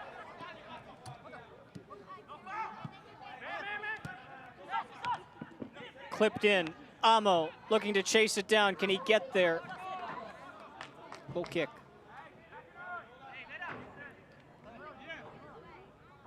Strangely enough, the sun has gone down, and we will not be having a second half hydration break. So you get one in the first half. No makeshift timeout here in the second.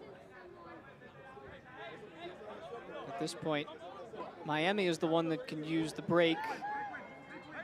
Down to 10 men after the red card shown to Bolu Akinyode in the 55th minute. And again, great point by you. It's something that RGV does not want to see as a hydration break, because they're really feeling a good rhythm right here. They're really opening up space with those longer passes. And then for Miami, they wanted to see, they wanted that mini timeout where it's like, collect yourselves, get a little bit of a break, because they're going to be chasing this ball quite a bit here.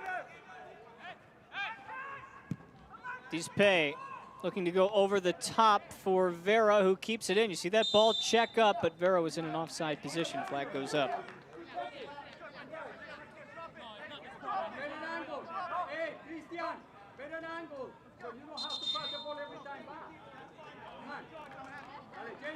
Okay, so now the challenge becomes for RGV is you're gonna have 10 players behind the ball from Miami. You're gonna have to find a way to break them down, whether it's on the dribble, through link-up play. You know, obviously they've found a lot of success on set pieces and corners so far. So, you know, do you try to drive that ball towards the end line, force another corner kick? They're gonna have several options here.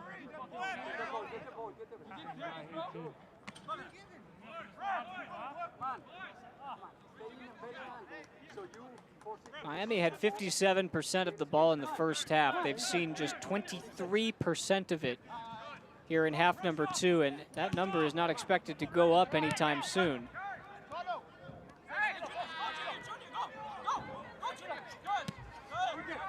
Now, Paul Dalglish has praised his team's ability to lock down defensively. No, yeah, you're right.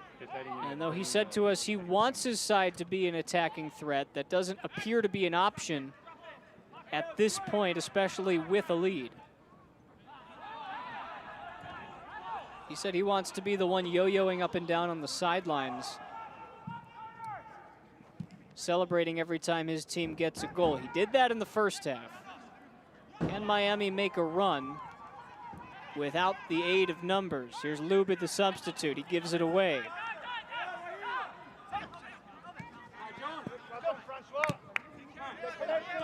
John Henry Sanchez has been shifty tonight. A little heavy that time. Murphy strokes it wide.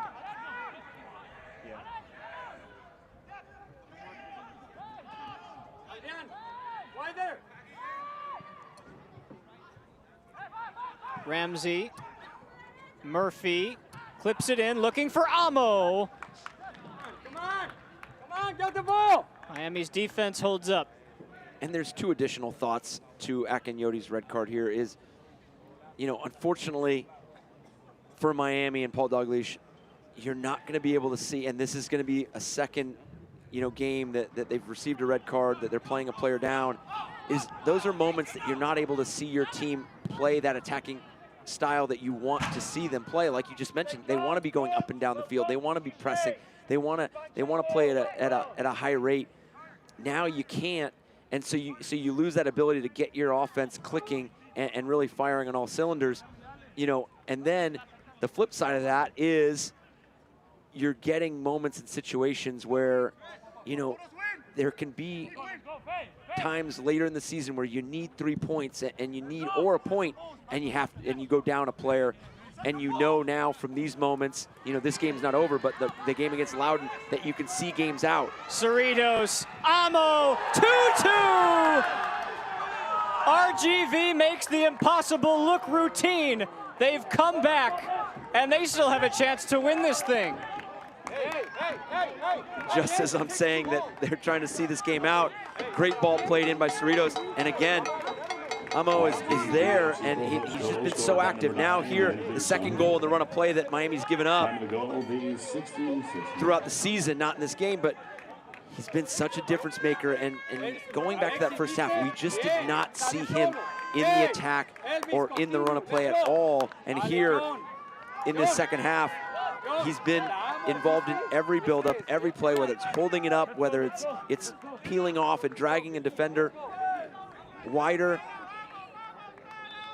I mean, as impressive as Miami FC was in the first half, RGV is maybe even more impressive here in the second half.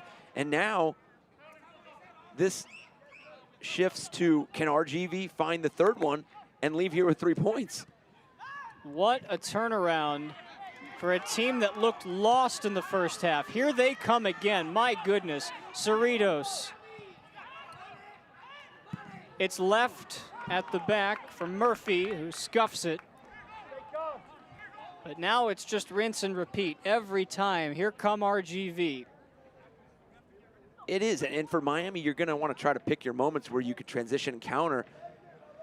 But, I mean, RGV has been very effective with picking off passes, causing turnovers, and really, you know, asking a lot of questions of this Miami team in those transitional moments defensively, where you're a little shell-shocked if you're Miami right now. I mean, you're just seeing every moment from RGV become dangerous. And Akinyoti would be a key piece to slowing this game down and really calm this game down, but he was the one that saw himself sent off with the red card. Here De Silva will add a bit of yellow to his stat line tonight, along with the goal he scored in the first half that now seems like a millennium ago. Ladies and gentlemen, your attention please. A red card has been issued. It's just incredible the way this game can shift and change. You know, and I know I'll keep repeating it. This game is not over yet. You know, Miami can create an opportunity. RGV, same. But you go back to what Paul Douglas told us this week and what we saw in that first half. We definitely saw chances for Miami to find that third goal and really put this game in almost unreachable territory where they can go up a third or a fourth goal. Vera whips in his cross. It takes two deflections, both off of Miami players, and RGV are the benefactors. They lead it 3-2, comeback complete. I mean, this is a series of moments and situations where everything that can go wrong has gone wrong for Miami. I mean, you get the turnover, referee allows play on, and it seems like a playable service, and Miami makes a mess of it there. And, you know, for them here in the second half, I mean, unfortunately, they've just been a major part in their own demise here, being up 2 goals.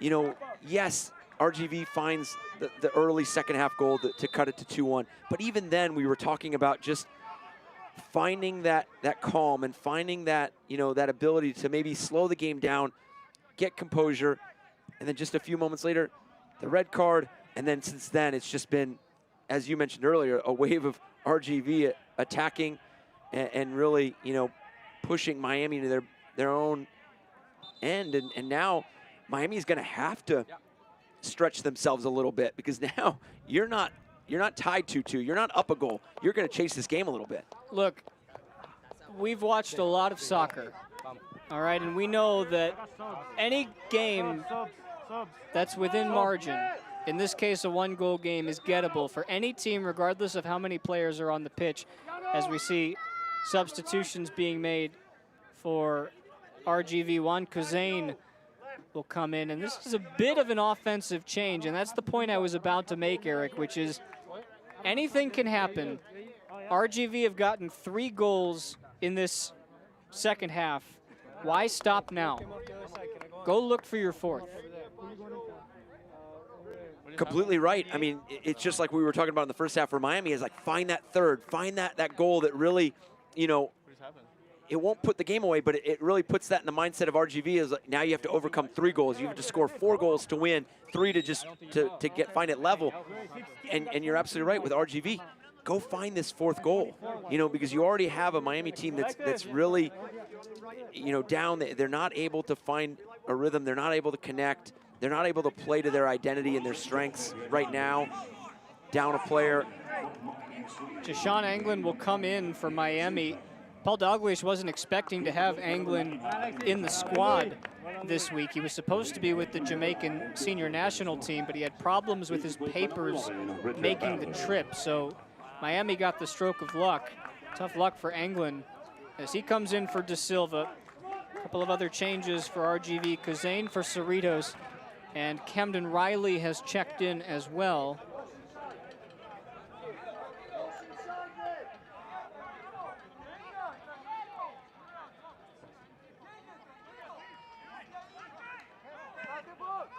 It's Riley for Louis Ramsey. And as you said, Eric, Miami now forced to chase.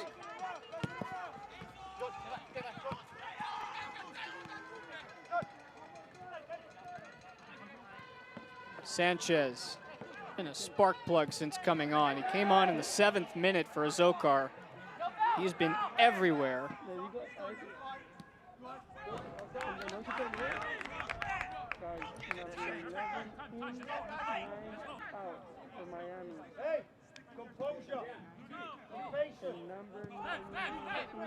And I will say this, as you know, as a coach and as a team that goes into a halftime up 2-0, and you give a lot of credit to Wilmer Cabrera and his staff and this team to adjusting at halftime, and obviously the start that Paul Dalglish and his team had in the first half.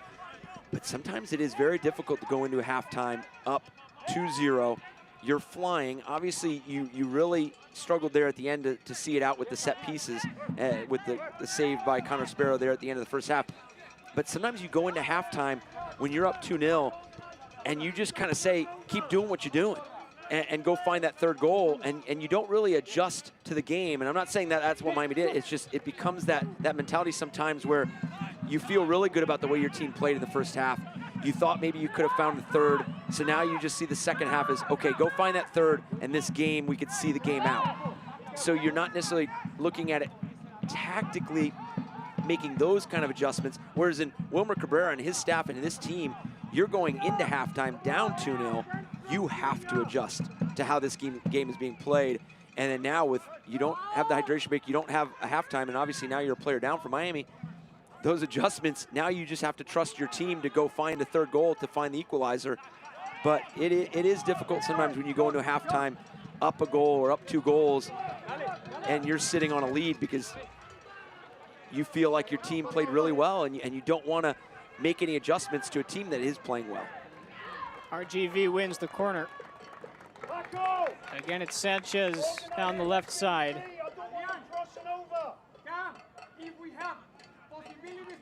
RGV won 2 games last year. They were winless until the final 2 games of the season. They started this year with 3 straight, and they're on the verge of their 4th. It could vault them into first place in the Mountain Division. Entered this game tonight tied atop the division with New Mexico. They had a game in hand. It was this game. They have a mild advantage in the sense that there are only 7 teams in the Mountain Division this year, and 4 of them will make the playoffs, whereas for Miami there are 8 teams. And it is a gauntlet in the Atlantic this year. Tampa Bay, Hartford, Charlotte, Pittsburgh, Charleston. And then your disruptors in Loudoun and Red Bulls too.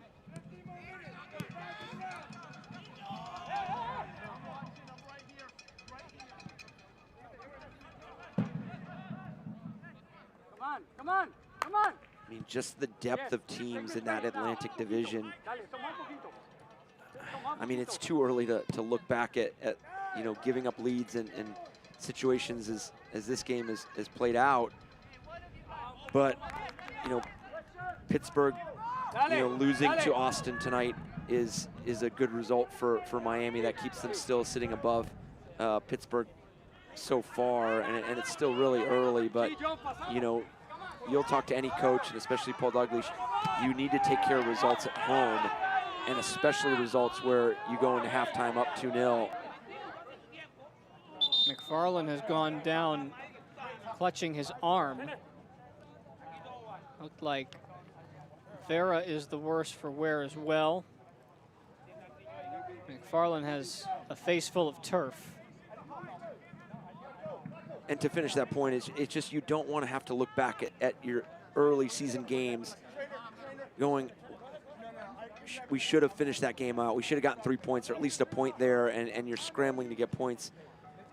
Really hoping that Sean McFarland here is able to return and continue to play, because he's been crucial to this Miami FC side. But you just don't want to have to look back at moments like this where you were up 2-0 And now you're trying to clinch the 4th spot, as you said, in an 8-team division. 18, you ready?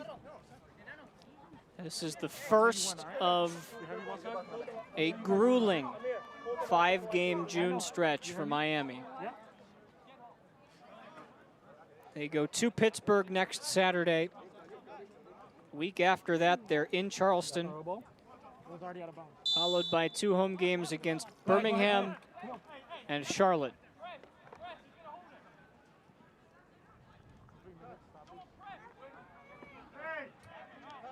Fans follow Miami FC and every team in the USL Championship all season long on ESPN+, home of the USL, the MLS, Bundesliga, UFC, soon to be La Liga, and more. Join the more than 12 million sports fans who have already discovered ESPN+ and watch the championship live every week. Sign up at ESPNplus.com.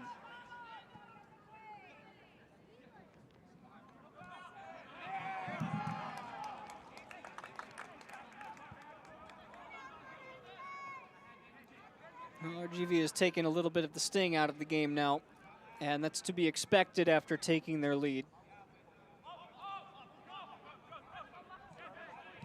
It is, and for Miami, can you find that one moment where you can find the ball deeper down the field, and whether it produces numbers into the attack, you know, can you earn yourself a set piece or a corner that allows you to get those numbers forward and really try to capitalize on that chance? Sordo has been a little loose tonight. If there's something to claw at for what RGV can improve on, it's been a tough night for Sordo.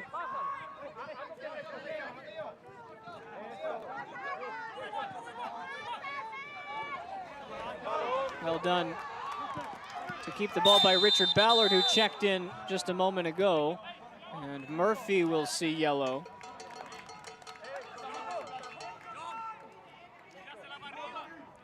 And this is not necessarily deep enough to be extremely dangerous for Miami, but this is the moments that you do want to see.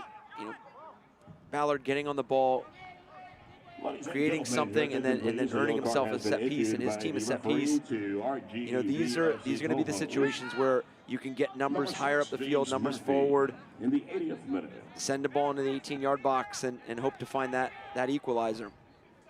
Ballard, the USL Rookie of the Year finalist in 2017, came on just moments ago for Francois. Free kick left much to be desired, but Miami retained possession. Manley had trouble with it, and it forced Derek to fall on top. Just about 10 minutes for RGV to see this out.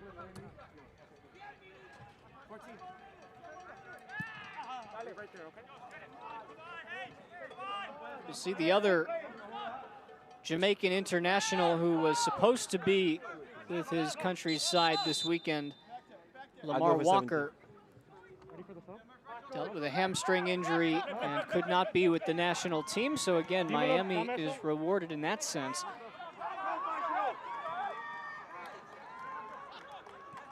Originally, they were supposed to have 5 players left on international duty. Here's a chance. Luba can't get to it, though, before Derek claims it. 17 and 20 are coming off for white.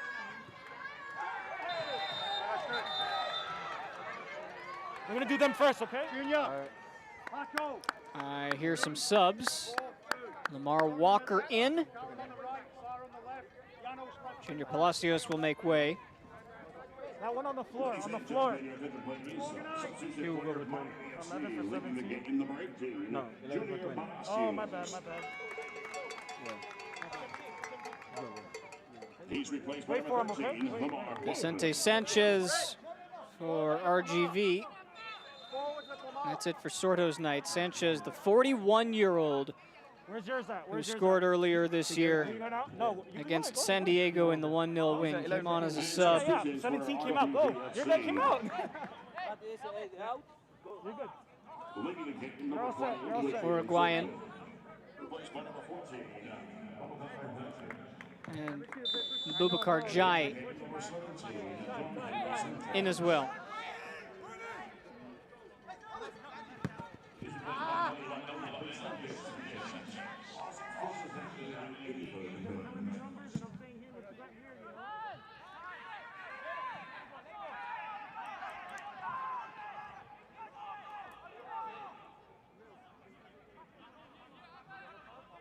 And for Miami, you made the substitutions here. You have enough time to really throw numbers forward and really commit to it and chase this equalizer. Chapman Page found the feet of Walker. Forward is the directive.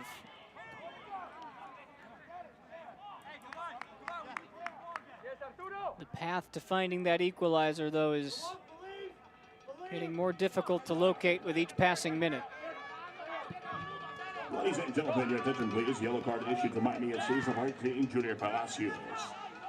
In the 82nd minute.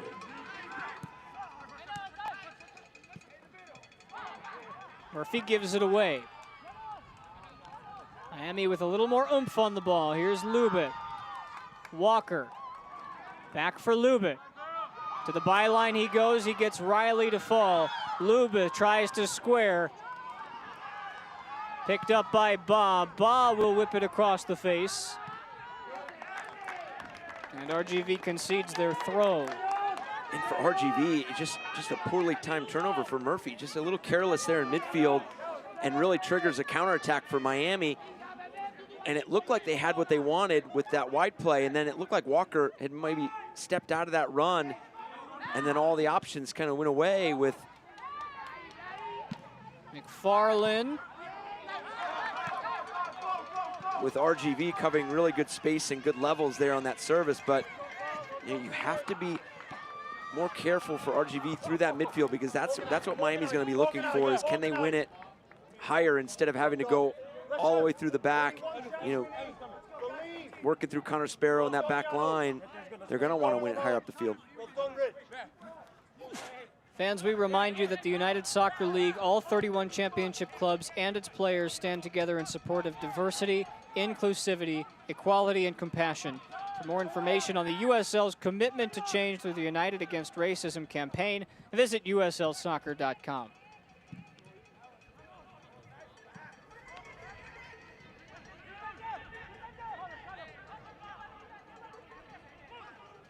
Juan Kuzain. Out wide, here's Jai. Boubacar Jai, it's blocked by McFarland and out for a corner. RGV can just sit on this. Now McFarland has gone down. He has been manhandled in the last 10 minutes, and he needs a sub. That is not the sight you want to see with McFarland. Seems to be in a lot of pain.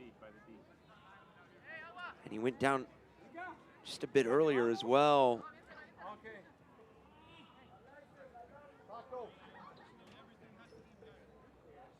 But I think what's been fascinating with this matchup in this game tonight was just really the tale of two halves. I mean, it really hasn't been like a back and forth in each half. It was, the first half was owned by Miami FC, and they converted two chances and really had an opportunity to find possibly a third and a fourth. And then the second half has been all about RGV. Even before they went up a player, they were really finding that front foot. They were finding a really good, dominant rhythm. And, now, it's been really such a transition for both teams to see this game out. And now, hopefully they're able to get a sub on for McFarland. It seems like he's in a great deal of pain, and he immediately asked for the substitution. All right, so we've been talking a lot about Miami as they tend to McFarland here, Eric, but I want to look at RGV for a second. They start the season with 3 consecutive wins at home. 1-0 against New Mexico, 1-0 against San Diego, 2-1 against San Antonio. They go on the road to El Paso for the first time. They lose that one 1-0 on a freak goal in the first 16 seconds. They come back last weekend with a gritty 1-1 draw. Same scenario, red card to San Antonio. Wanazokar with the miracle goal makes it 1-1. This their third of 3 straight road matchups. If the score holds here, they come away with the win, and they go home for 4 of their next 5. Where do you see, as we're going to take a look at RGV's goals that got them their win tonight, at least at this point? Let's take a look at what made it 2-2. Where do you see RGV in the grand scheme of things as it relates to the Mountain Division? I mean, right now they're taking a really good foothold of it. It's the winner. I think, you know, and for this own goal, and we'll go back to the Mountain Division, but this own goal is a product of Miami FC being pinned to their own half, being a player down, and really knowing that they're going to have to absorb pressure and absorb services, and then just a slight miscommunication there, and you're putting the ball in your own net. So really, just the build-up and the culmination of RGV, you know, placing a lot of pressure there, a player up, and really having the momentum. But you know, for RGV, I mean, they have so much to look forward to in terms of, you know, they have Real Monarchs next, who has not registered a win thus far with 3 losses and 2 draws. You mentioned, I mean, Austin with a really good win tonight against Pittsburgh. So that's going to be a team that's playing well and feeling really, you know, really good about the momentum they're building. That game against San Antonio, that's obviously a tough one. And then Tulsa is obviously not in the form that they would like to be right now, with conceding, you know, 9 goals in the previous 2 games to their matchup against Birmingham, and currently losing to Birmingham 1-0. But, you know, it's a team that RGV has a lot of positives coming up as well. You see the signal that just went up there, about a minute early, but it'll still be the same. 8 minutes of stoppage time, and it's worth noting, Eric, a good sign to see. Sean McFarland, he came back on the pitch after what looked like he was in some serious pain. Here's a chance for Miami. Ballard. And Jai can break. Doesn't have a lot of help. He's going to look for the long one, similar to Hartford's goal last night against Red Bulls 2. He saw Connor McGlynn's goal last night against Red Bulls 2 and thought he might take a try on Connor Sparrow. But very, very good to see McFarland back on the field and playing. You just never want to see a player's season, you know, whether it's middle of season, early season, you know, you never want to see the minutes and the games that you're available predicated on those injuries. And obviously he'd been down a couple times there in the second half. So good to see him up, moving, playing. All right, now the 8 minutes of stoppage time will be tough to determine exactly when the final whistle will blow, but it does give Miami plenty of time to find themselves a point in this game. It also gives RGV lots of time to put the game away for good. Working with 10 men, and another chance to come up with a set piece. Anglin wanted to go quick. Miami thinks better of it. And this is where Miami can get Paco Craig, who is so good on these set pieces, leaving that center back, that defensive position, and getting in on this set piece from Othello Ba. Another tricky angle. Ba loops it into the middle, Riley to head it clear.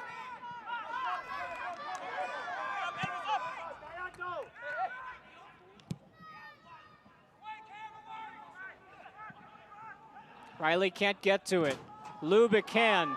Into the middle, Craig trying to make up for his previous mistake, and he scuffs it.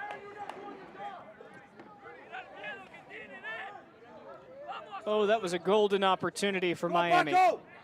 And Miami is really good on those second chance opportunities coming off a set piece, because they have the numbers forward, and as we mentioned, Paco Craig, so good in the air and so good on those set pieces that he's still forward. He hasn't committed to going back to defend again. And anytime you can send that second ball back in, it's always dangerous, as we just saw.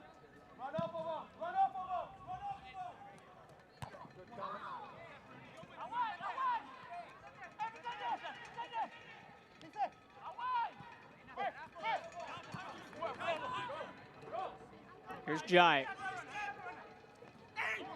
Jai goes down. Ba doesn't like it.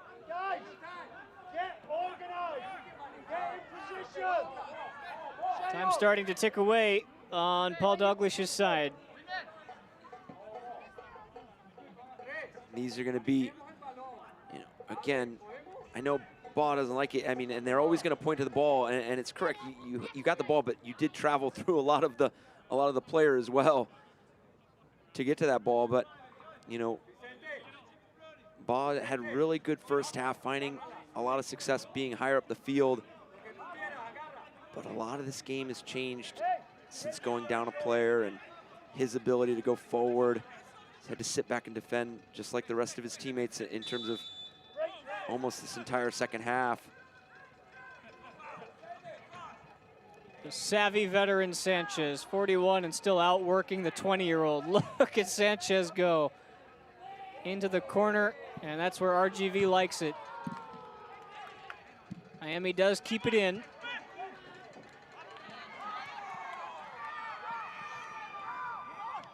And they scrap something from this game.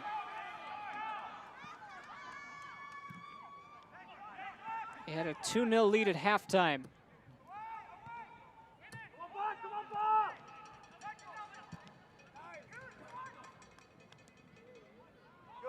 Craig can't bring it under his spell.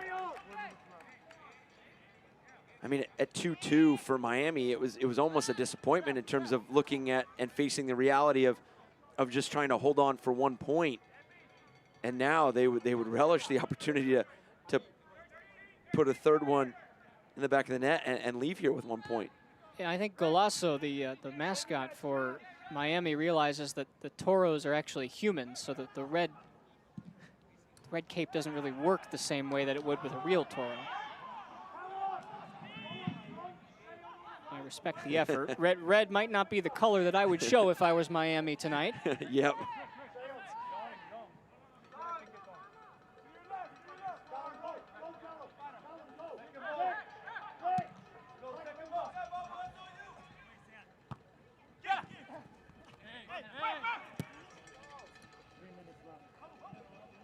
Jai can chase this down. He'll look goalward. Jai is in. It's Boubacar Jai across the middle. Check and mate. RGV storm in to Miami and come away with all 3 points tonight. And that's Elvis Amo. He has a hat trick. What a performance by this RGV side here in the second half. And Elvis Amo. I mean, he was not involved much at all in that first half.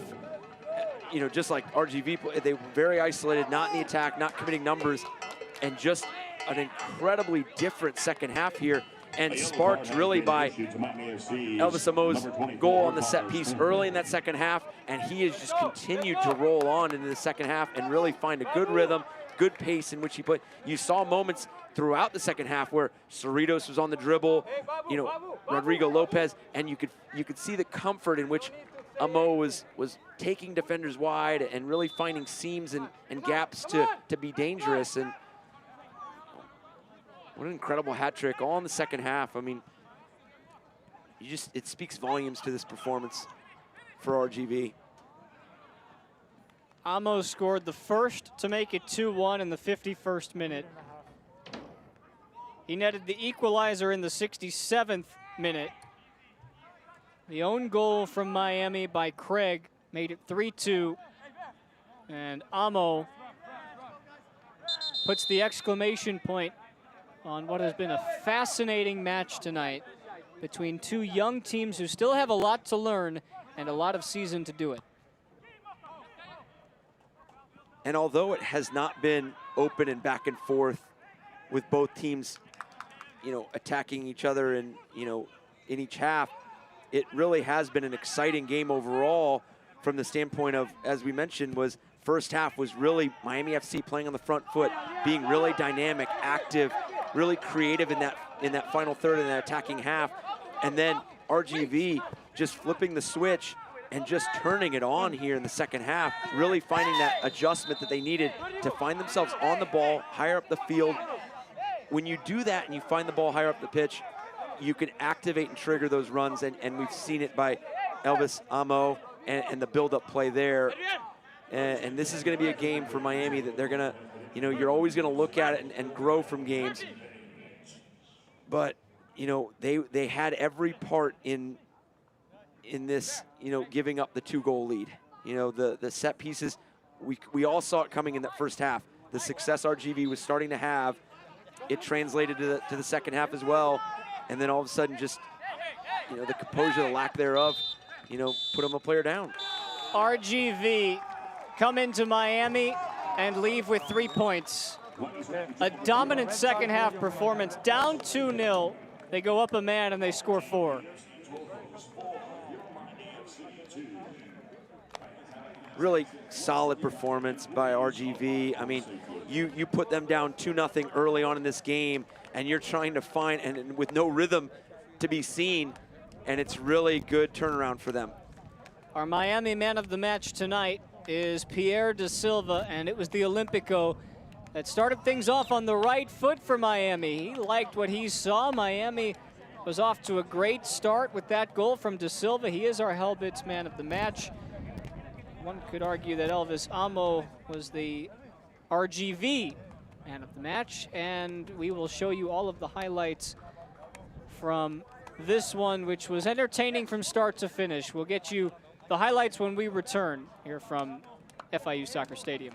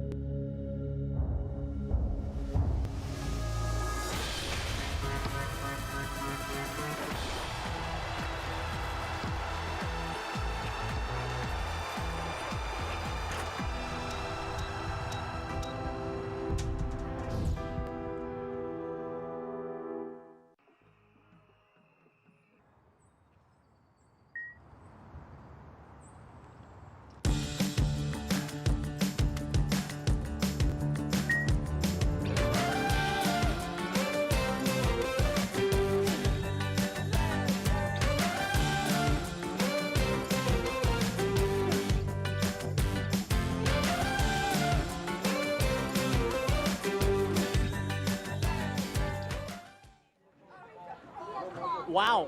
Okay, 4-2, your final.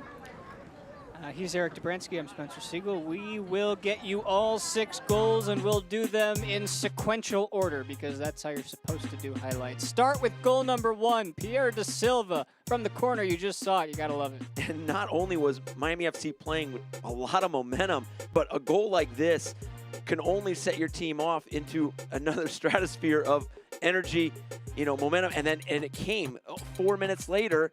You know, Carter Manley, the unfortunate own goal here, good pressure by Reed, but that was the first half. And then now RGV comes out in the second half, firing on all cylinders, and Elvis Amo, his first of 3 in the second half. Quality service in, nothing Connor Sparrow could do about that one. He had made key saves throughout the match, but then the game just continued to get out of hand for Miami FC, giving up the equalizer. And this is after the red card issued to Bolo Akinyode in the 55th minute for a little swipe he took at Amo when the ball was not in play. Amo scores the second, and then not too long after, here comes the third, the second own goal of the night. This one, though, a little more fortuitous for RGV. And catching Miami where they're pinned back in their own 18-yard box. They're anticipating the service, which came, and then, you know, just the miscommunication. The service comes in here, you know, Connor Sparrow thinks he's able to get it, and it just deflects off two Miami FC players. I mean, just such an unfortunate sequence for them. and really credit to RGV for jumping on that. The only thing that made the night complete for the Toros was Elvis Amo getting his hat trick, and I don't think he'll have an easier one in his whole career. And so deserving for Elvis Amo. He didn't have a really productive first half, but came out and just, really played well in that second half and put that team on his back, with those 3 goals. I mean, you've got to look not just at the full-time statistics that you see here, but in the second half, RGV had 70% of the ball after Miami dominated possession with 57% in the first half. 15 shots. It was like they flipped the switch. It is, and for Miami FC, you're going to say it's a learning experience, and it has to be, but it's going to be an experience where, you hope that it does, those points that you left on the table don't come back to hurt you in the standings in a really tough Atlantic. That'll do it for us. 4-2 is our final. For our producer, Jackie O'Meara, director, Gio Guerrero, replay, Manny Simone, audio, Jenny Norena. And that's Eric Dobransky. I'm Spencer Siegel. We thank you for joining us tonight. We've got more USL action tonight and just about every night. You've got to love it. This is what this league gives you, and this is why we love this game. We'll see you next time. Final score from Miami. It's RGV 4, Miami 2. Good night.